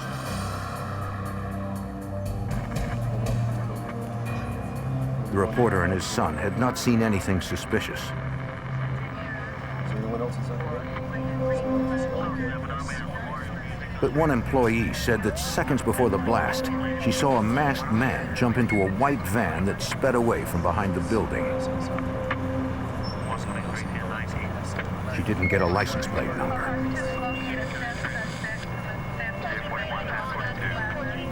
While much of local law enforcement was at the newspaper office, a white van pulled up outside Spokane's U.S. Bank several miles away. It had been 15 minutes since the newspaper bombing. Two armed, masked men burst into the bank and announced they were robbing it. Okay, people, this is a robbery! Move! As they passed her, one teller tripped the silent alarm.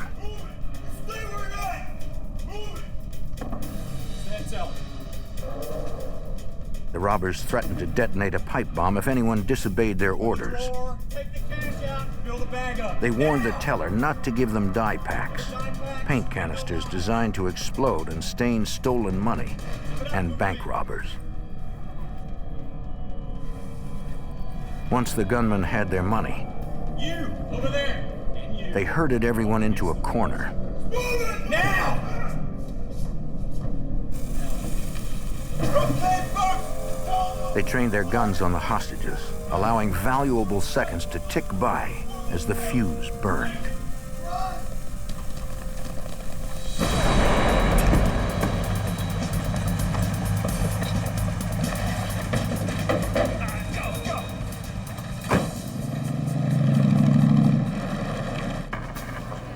At the newspaper office crime scene, investigators heard radio reports about the bank robbery and explosion. That scene was secure, so several detectives headed to the new crime scene.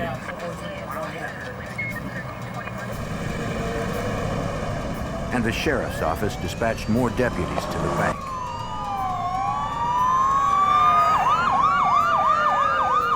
At the time, Special Agent Mark Cullinan of the FBI's Spokane Resident Agency was on his way to the newspaper bombing with his partner. While en route, we received a call that a bank robbery had occurred. Another bomb had been set off inside the bank. Since my primary investigative jurisdiction was bank robberies, I immediately diverted to the bank.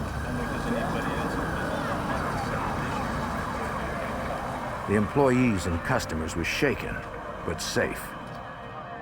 They believed everyone had gotten out before the blast. I mean, that roof's gonna go. But investigators had not yet declared the crime scene secure. Explosives Disposal Unit Supervisor Sergeant James Goodwin had to make sure it was safe for police to check the building. We were concerned about the possibility of a second device because any time you have an explosive device related incident, if you have one, there is always at least a potential that you have another. Bombers sometimes leave a second device behind as a booby trap, specifically to target law enforcement. The Explosives Disposal Unit swept the bank, determining it was clear of additional bombs or victims, and radioed to those outside that it was safe to process the scene. Okay, it's all clear. You gonna get on the phone and see what we can get? The assailants were fast and organized, getting in and out in seconds and making off with $50,000. They weren't typical bank robbers. Bank robberies are usually conducted by lone individuals who are seeking money to support a drug habit or something along those lines. To have somebody in an organized manner come in and take over a bank with this much violence and prior planning is an unusual occurrence. Agents questioned one witness who was in the bank's parking lot when the robbery took place. She said after the explosion, she saw two masked men run from the bank and get into a white van. A third man was driving. He had gray hair and a beard. It was a white van. White van. They had a mask on the white She had written down the van's license plate number. and they drove off. I went back over after writing this down, and Yeah, we need to be on the lookout for all. They learned it had been stolen from Ellensburg, Washington. Plate number 2233. Charlie 504, I'll be checking the parking Spokane Emergency Dispatch issued an APB for the van, and officers began a block-by-block grid search of nearby streets.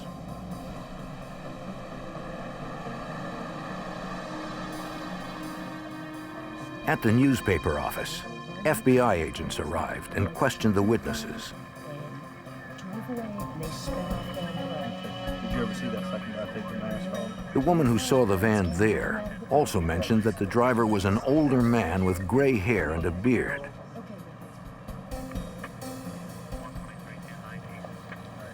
But the most distinct clues linking the two crime scenes were leaflets containing religious propaganda, a common sight in the area.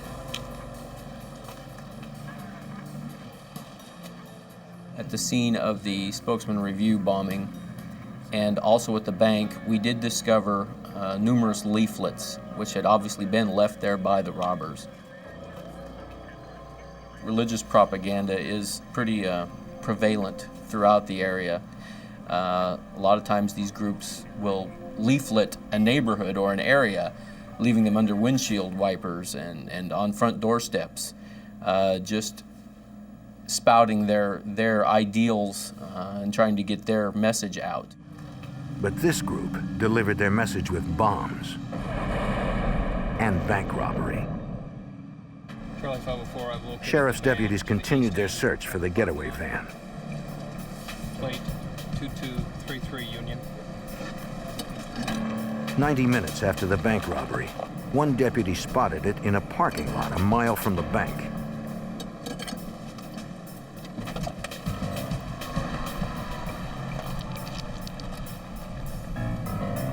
From the back, he couldn't tell if the robbers were there.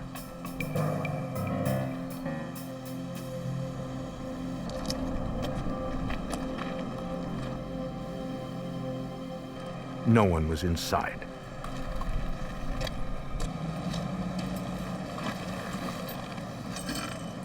Dispatch advised the deputy that the van could be rigged with a bomb.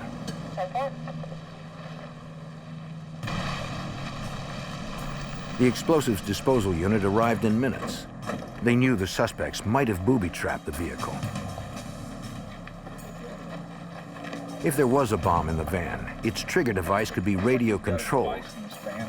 Since police radios can set off such triggers, investigators ordered all radios turned off. Because they had enough open space to do so, they used a robot with a camera to check the van first. We initially sent the robot downrange in an attempt to look into the van. We found that we were limited in what we could see, and we sent a technician downrange near the van in a bomb suit. The others waited in the mobile command center for the technician's report.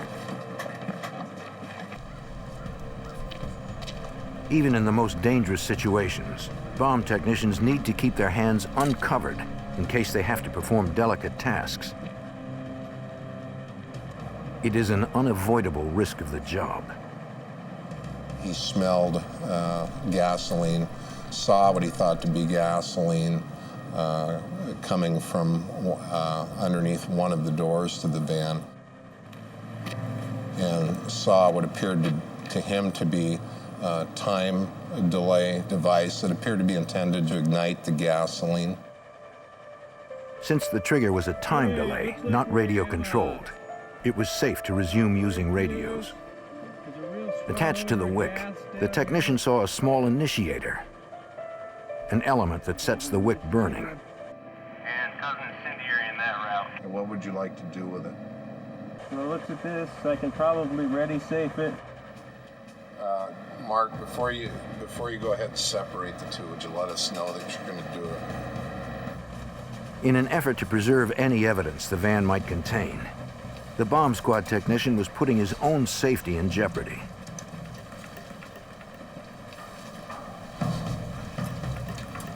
Okay, go ahead and make the cut.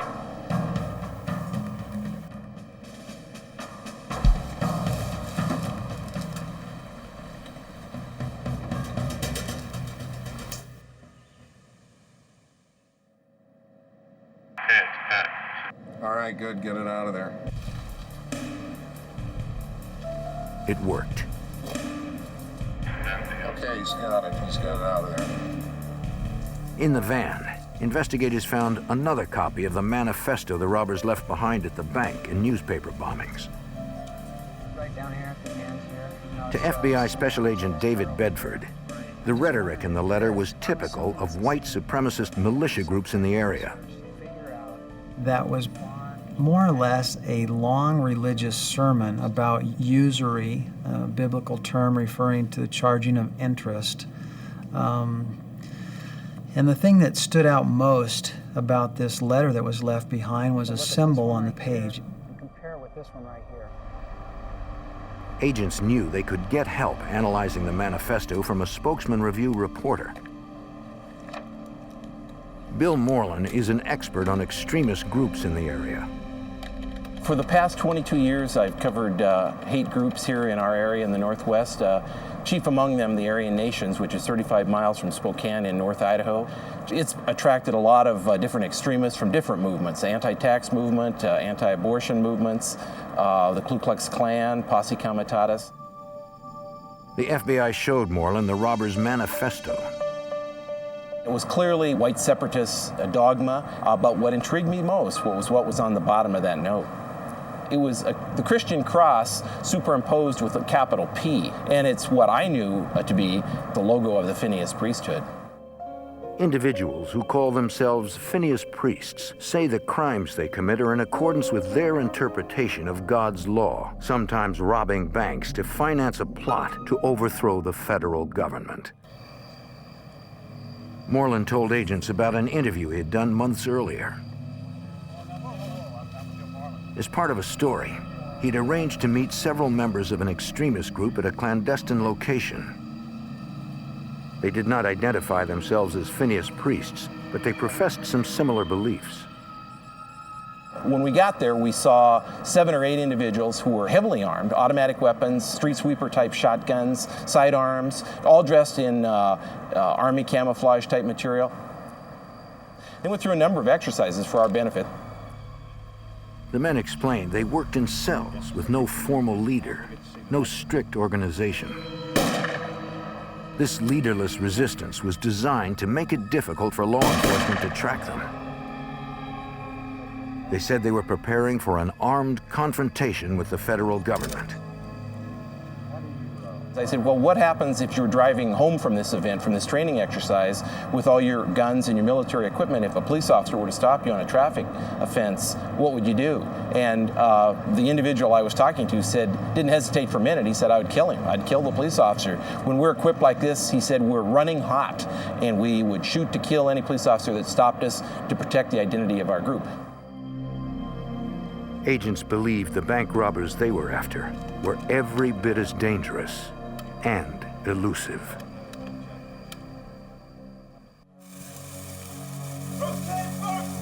After masked men robbed a bank in Spokane, Washington, and detonated bombs at the bank and a newspaper office, authorities suspected well-armed extremists who called themselves Phineas priests. Spokesman Review newspaper reporter Bill Moreland is an expert on extremist groups in the Pacific Northwest.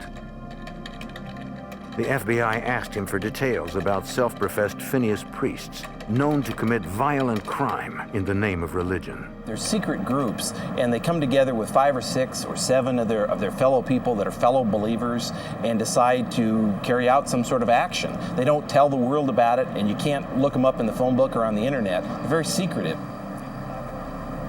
They believe that God is one of their members and that they're following his directions to carry out these crimes that they commit.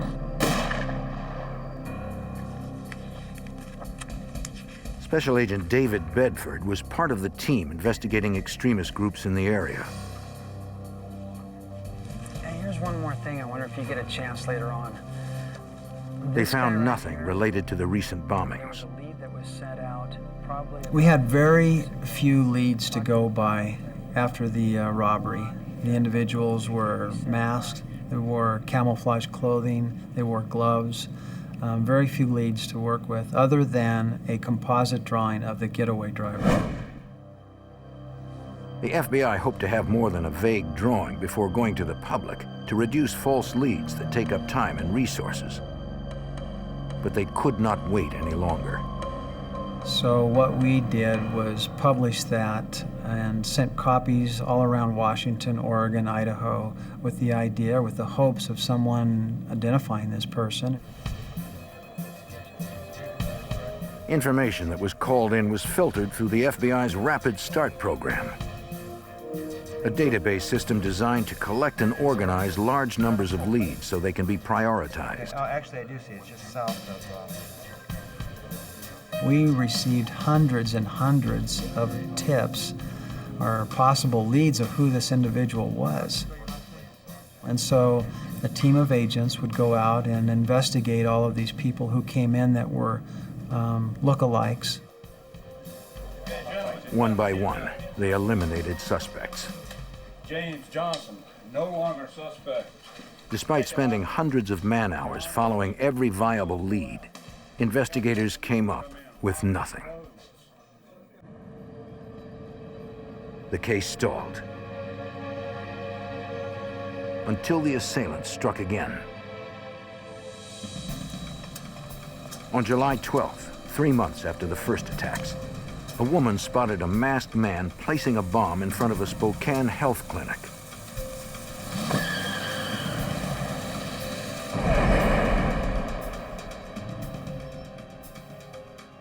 She called in the getaway van's license plate number. Spokane's 911 call center dispatched fire and police personnel to the scene. Baker 504, I'll be checking the area. Like a dozen others, Deputy Dan Spivey of the Spokane Sheriff's Office started off toward the clinic. What the deputies didn't know was that the U.S. bank that was robbed in April was being hit again. This time there were 3 masked gunmen instead of 2. Like the earlier robbery, the assailants had a bomb. One teller recognized the voice of one of the robbers and set off the silent alarm as she loaded up. Hurry up, let's go! Now! The men moved efficiently, spoke in code, and seemed to be timing the robbery. They didn't notice the drive-through teller who worked in a separate part of the bank. Zip it up, please! While those inside the bank were staring down the barrels of guns, everything appeared normal to customers on the outside. Hello? Hoping the robbers had not heard the customer over her loudspeaker, Hello? the drive-through teller tried to get him to help. She didn't know if the customer understood her gestures, if he would help or run. Deputy Spivey was almost to the clinic when he got a more urgent call. Baker 504, I copy. I heard a bank robbery in progress come out at the same U.S. bank that had been robbed on April 1st. But before deputies arrived, one of the assailants announced they were at Code Blue, and they left, taking $37,000 in cash and the bomb with them.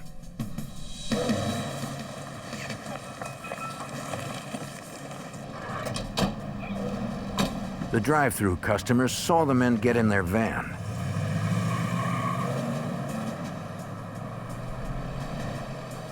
He decided to tail them and called 911 as he drove. The plate he reported did not match the one from the health clinic, but criminals often put 2 different plates on stolen vehicles to confuse investigators. On East Gray Street. Hold on while I call dispatch. Spokane Emergency Dispatch advised the man not to put himself in danger.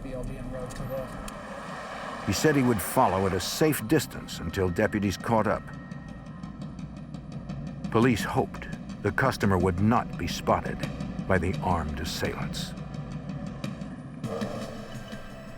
In July 1996, authorities believed members of an extremist militia group robbed the U.S. Bank in Spokane, Washington for the second time in 3 months. A customer saw the robbers leave in a van and followed. Deputy Dan Spivey was en route to the bank when he heard about the pursuit. Our dispatch advised us that a citizen with a cell phone was following that suspect vehicle, and they in turn were relaying location information to us field deputies. Spivey changed directions to try to catch up.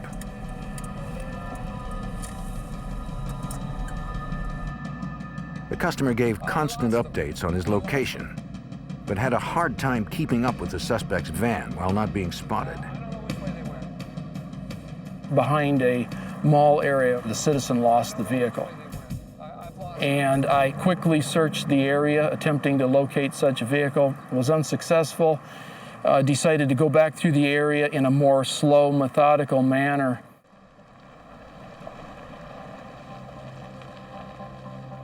After an hour of searching, Spivey drove into a parking lot above the downtown area. I checked an upper parking lot, and at the far end of the parking lot saw what I believed to be the suspect vehicle. Excuse me, ma'am. Would you leave the area right now, please? Get on the other side of the lot. Sir, could you get away from that vehicle and go down towards the other end of the lot? Thank you. Baker 504 rear plate, 2233 Victor. One plate matched the one from the bank robbery.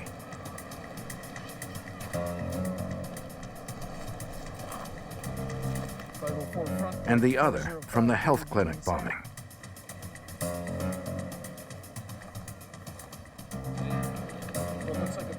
No one appeared to be inside. I'll be backing off and standing by.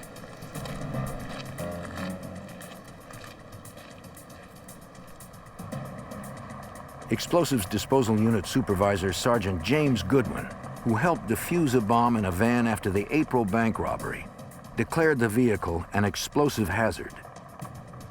Given the history, we had a concern that this vehicle may contain a device as well. The natural thing to expect, given this was kind of the second go-around, was that having been unsuccessful the first time, they would try harder the second time. Deputies smelled a strong gasoline odor, but again, it was difficult to see what kind of device might be inside. Rather than risk sending in a squad member, explosives disposal technicians once again deployed their specialized robot.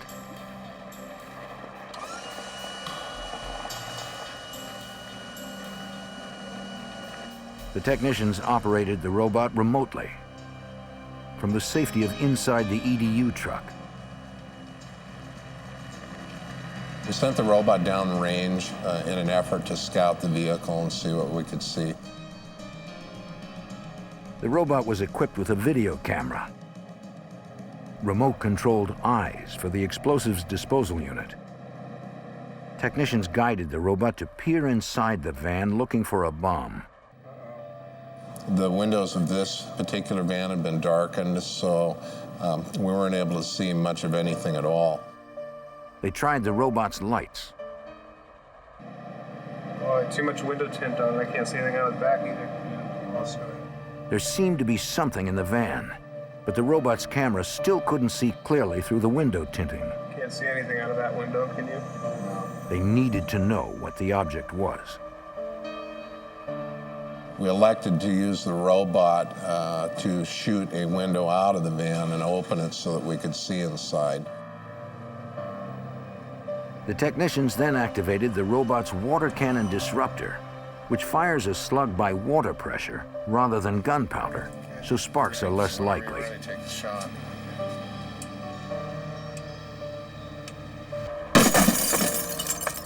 All right. Nice job, boy. They did it. Why don't we see if we can get some of that glass raked out of the window so we've got a good view of the inside. They used the robot's powerful claw to clear the glass. Once the window was broken, we were able to see inside the van and observe what appeared to be an incendiary device. It looks like a couple propane cylinders, timer, and I'm not sure what that is. Yeah, taped into the timer. It looks like an initiator. Right down here? Yeah. Okay, what I'm going to do is I'm going to go back into the window. It appeared that it was intended to initiate a fire in the van, burn the van, thereby leaving us very little evidence. The explosives disposal technician guided the robot to clear the bomb from the van. He then moved the bomb to a more remote area so they could render it safe.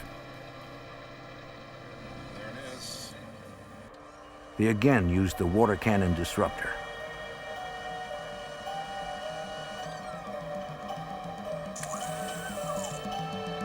Take your shot when you're ready. Ready? All right. Just opened it right up. In the protective suit, a technician checked the bomb and confirmed it had been rendered safe. Yeah, looks like he's all clear down there. Once again, the suspects had used a stolen van. Good. All right, good. But this time, investigators found no manifestos or other evidence inside. Although there were 3 assailants in the latest robbery, the FBI believed the same individuals robbed the bank 3 months earlier. For help, they turned to forensic examiner Richard Vorderbrugge of the FBI's Audio, Video, and Image Analysis Unit. Similar clothing and weapons suggested 2 of the gunmen took part in both robberies. Vorderbrugge analyzed surveillance video to determine their heights. I used a technique called perspective analysis photogrammetry.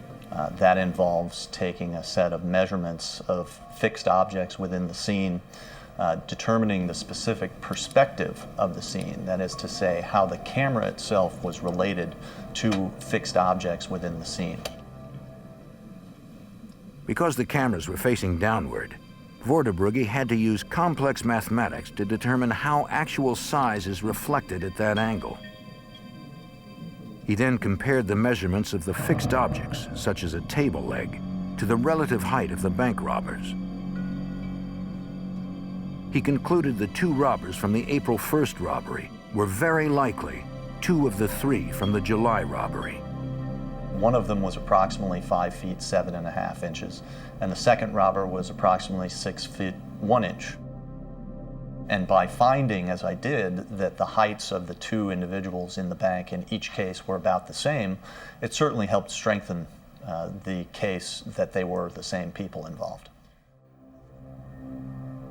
With the robberies and bombings likely committed by individuals calling themselves Phineas priests, the FBI elevated the status of the suspects. We decided that they were not here for the sole purpose of robbing a bank and taking the money.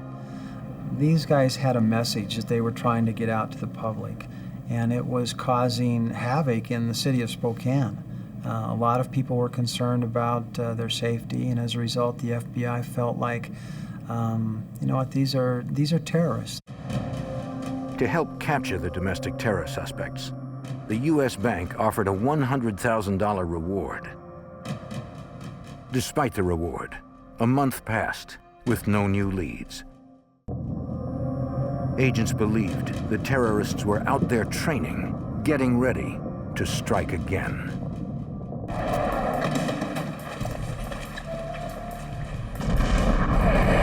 After authorities linked several robberies and bombings in Spokane to a suspected group of domestic terrorists, the targeted bank offered a $100,000 reward,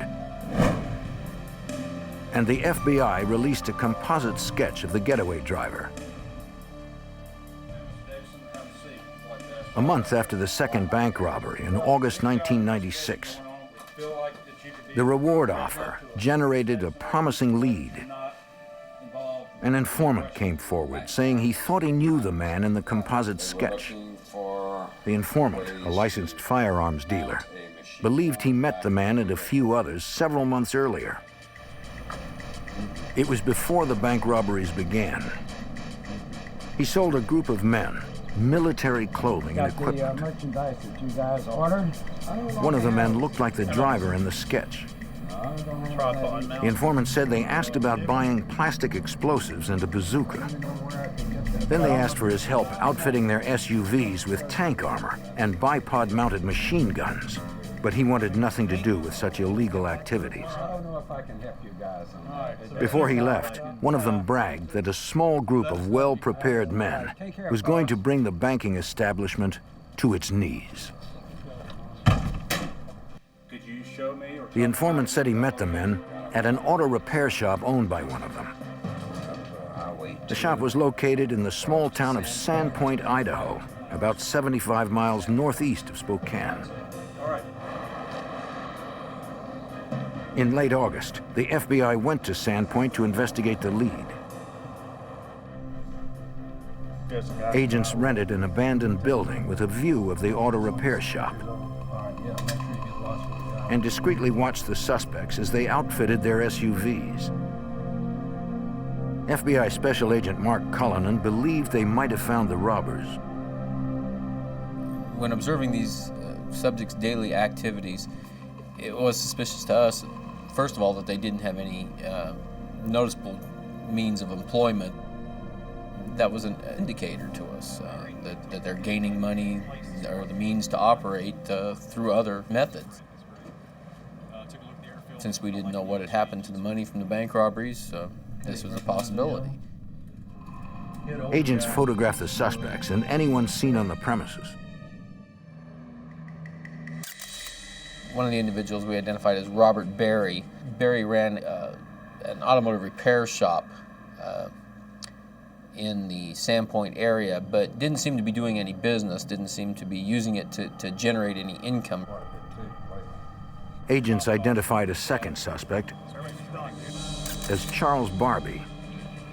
Although Barbie had no record of convictions, he had been arrested for trying to buy supplies from military personnel. Barbie and Berry matched the heights of the bank robbers given by forensics experts. The FBI determined the third man was Vern Merrill. Merrill appeared to be the leader of the group, and he resembled witness descriptions of the getaway drivers seen at the bombings and bank robberies. Agents needed more information on the men. They took a risk to get it. Go ahead and kill the light. Kill the light.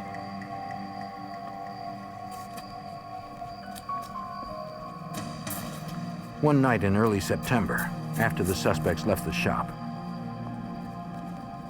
surveillance teams installed a hidden video camera on a telephone pole behind the garage. Agents didn't know if the area was booby-trapped or if they themselves were being watched. The teams got out safely. Looks like they're shooting an assault rifle.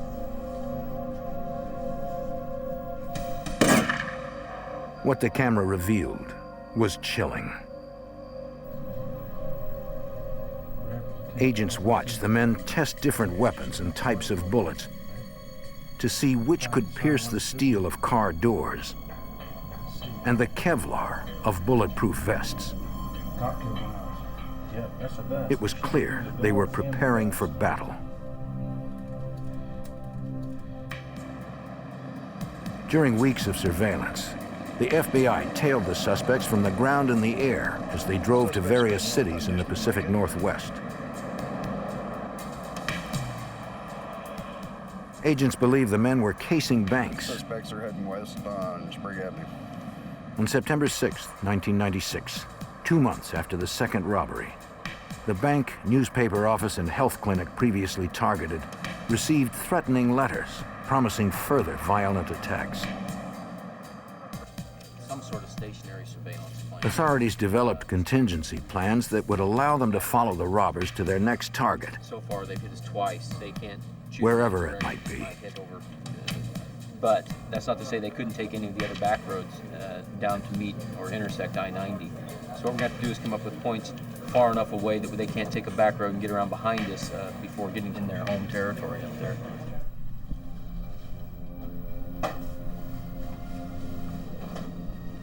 A month later, on October 8th, investigators on the stakeout observed what they believed were final preparations for another bank robbery. Okay, listen up, units. They're all leaving now. 3 white male occupants. They contacted Special Agent David Bedford. 69213. They're leaving now. I received a phone call from the agent that was actually watching them load up. I started calling a lot of other coworkers saying, get in your car, start heading towards Sandpoint because something's going on and we need everybody up there as soon as possible. And so we began our surveillance, not knowing where they were going to end up.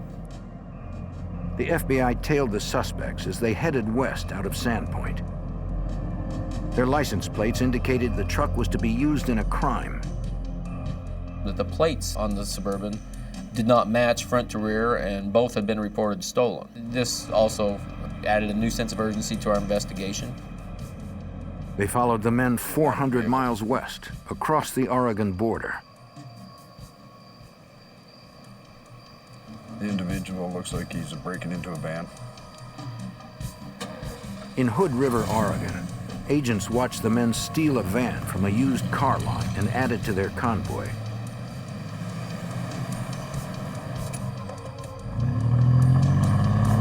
If the FBI was correct, the suspects planned to use the stolen van in a bank robbery and abandon it afterwards.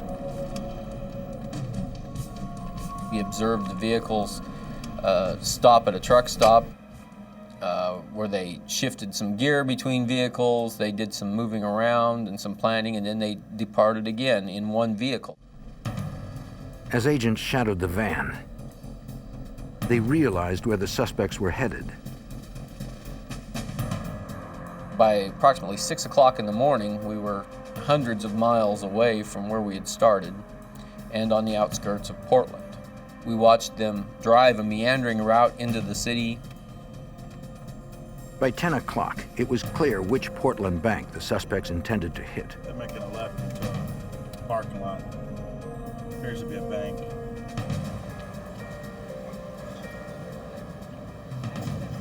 And as we watched them pull into one of the bank parking lots, we notified the bank.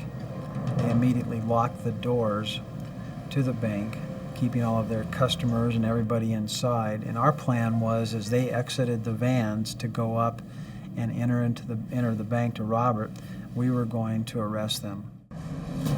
What do you think? Agents waited for the suspects to make their move. Good here.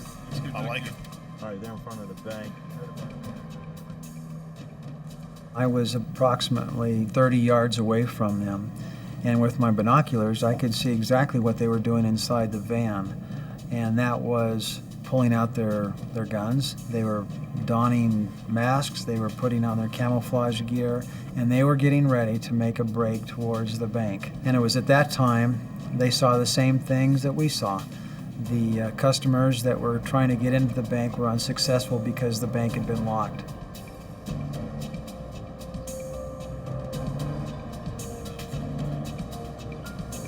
It looked like the suspects were standing down. The field agents called in for instructions. Let's keep surveillance on the vehicle. Our agents were conferring with the United States Attorney's Office, with the heads of our divisions, and making a determination as to whether we had enough evidence at this point to arrest these subjects. While the team conferred, surveillance units followed the stolen van as the suspects retrieved their Suburban. They started driving back towards Washington, and we continued to follow them. Try to take them down to the next safe location. Soon they got the go-ahead for the arrest. Now they needed to find the safest opportunity to do so. On the next stop, all units converge.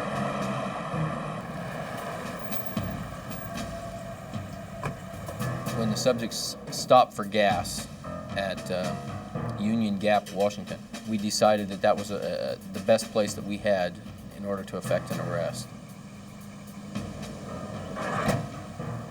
But with such violent and heavily armed suspects, there was no guarantee of a safe arrest scenario. After months of investigating domestic terror suspects, surveillance units tailed them to a Union Gap, Washington gas station. Two of the suspects stayed in one of their vehicles,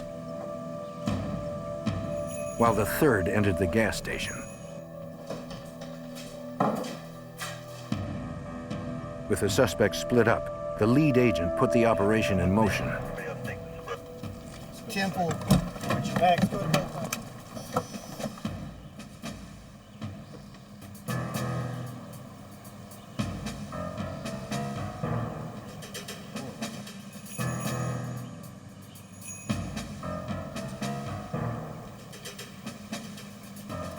They needed to synchronize the arrests, so all three suspects were surprised.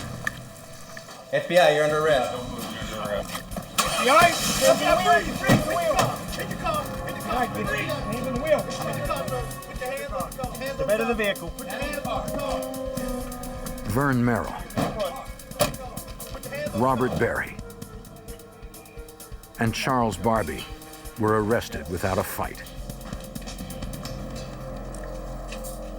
Special Agent David Bedford discovered things could have gone much differently.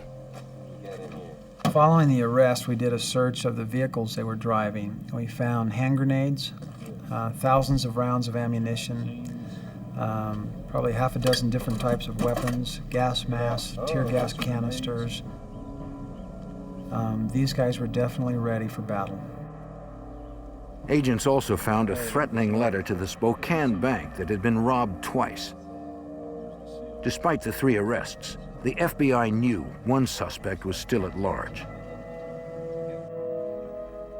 One of the things that was a question in our minds was on the July 12th robbery, there was 3 people that came inside and a getaway driver. We were still unsure who the 4th robber was. Agents interviewed friends and associates of the arrested suspects. They learned the 4th man was most likely Brian Radigan. One of the things that concerned the FBI was Brian Radigan's military experience.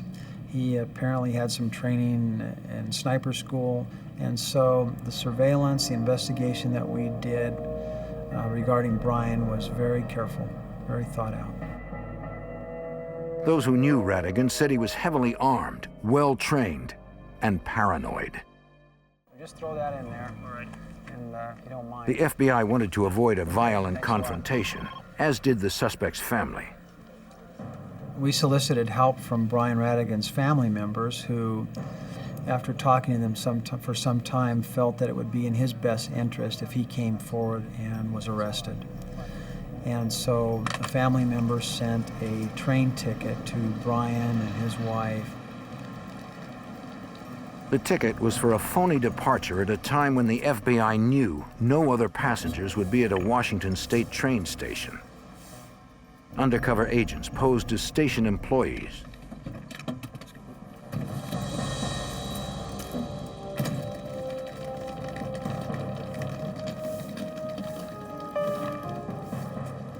When Radigan seemed at ease, they made their move.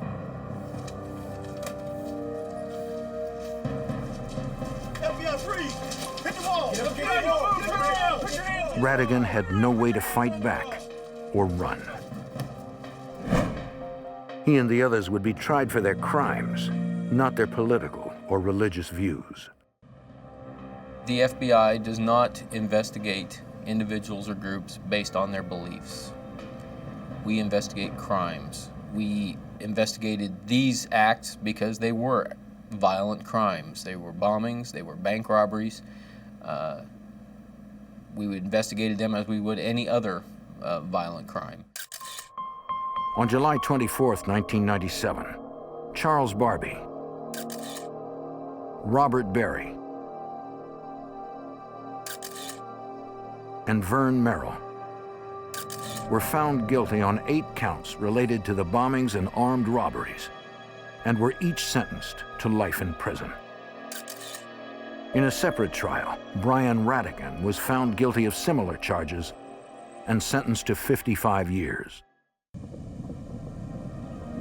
Although that one Phineas Priesthood cell is behind bars, the FBI and experts like Spokesman Review reporter Bill Moreland know other domestic terrorist groups are still out there. Since 1996, the number of militia cells has dropped off, but I believe there still are a number of them out there, and they're as hardcore and deeper underground than ever, and every bit as dangerous. If these groups do commit crimes, the FBI will not stop until they are dismantled.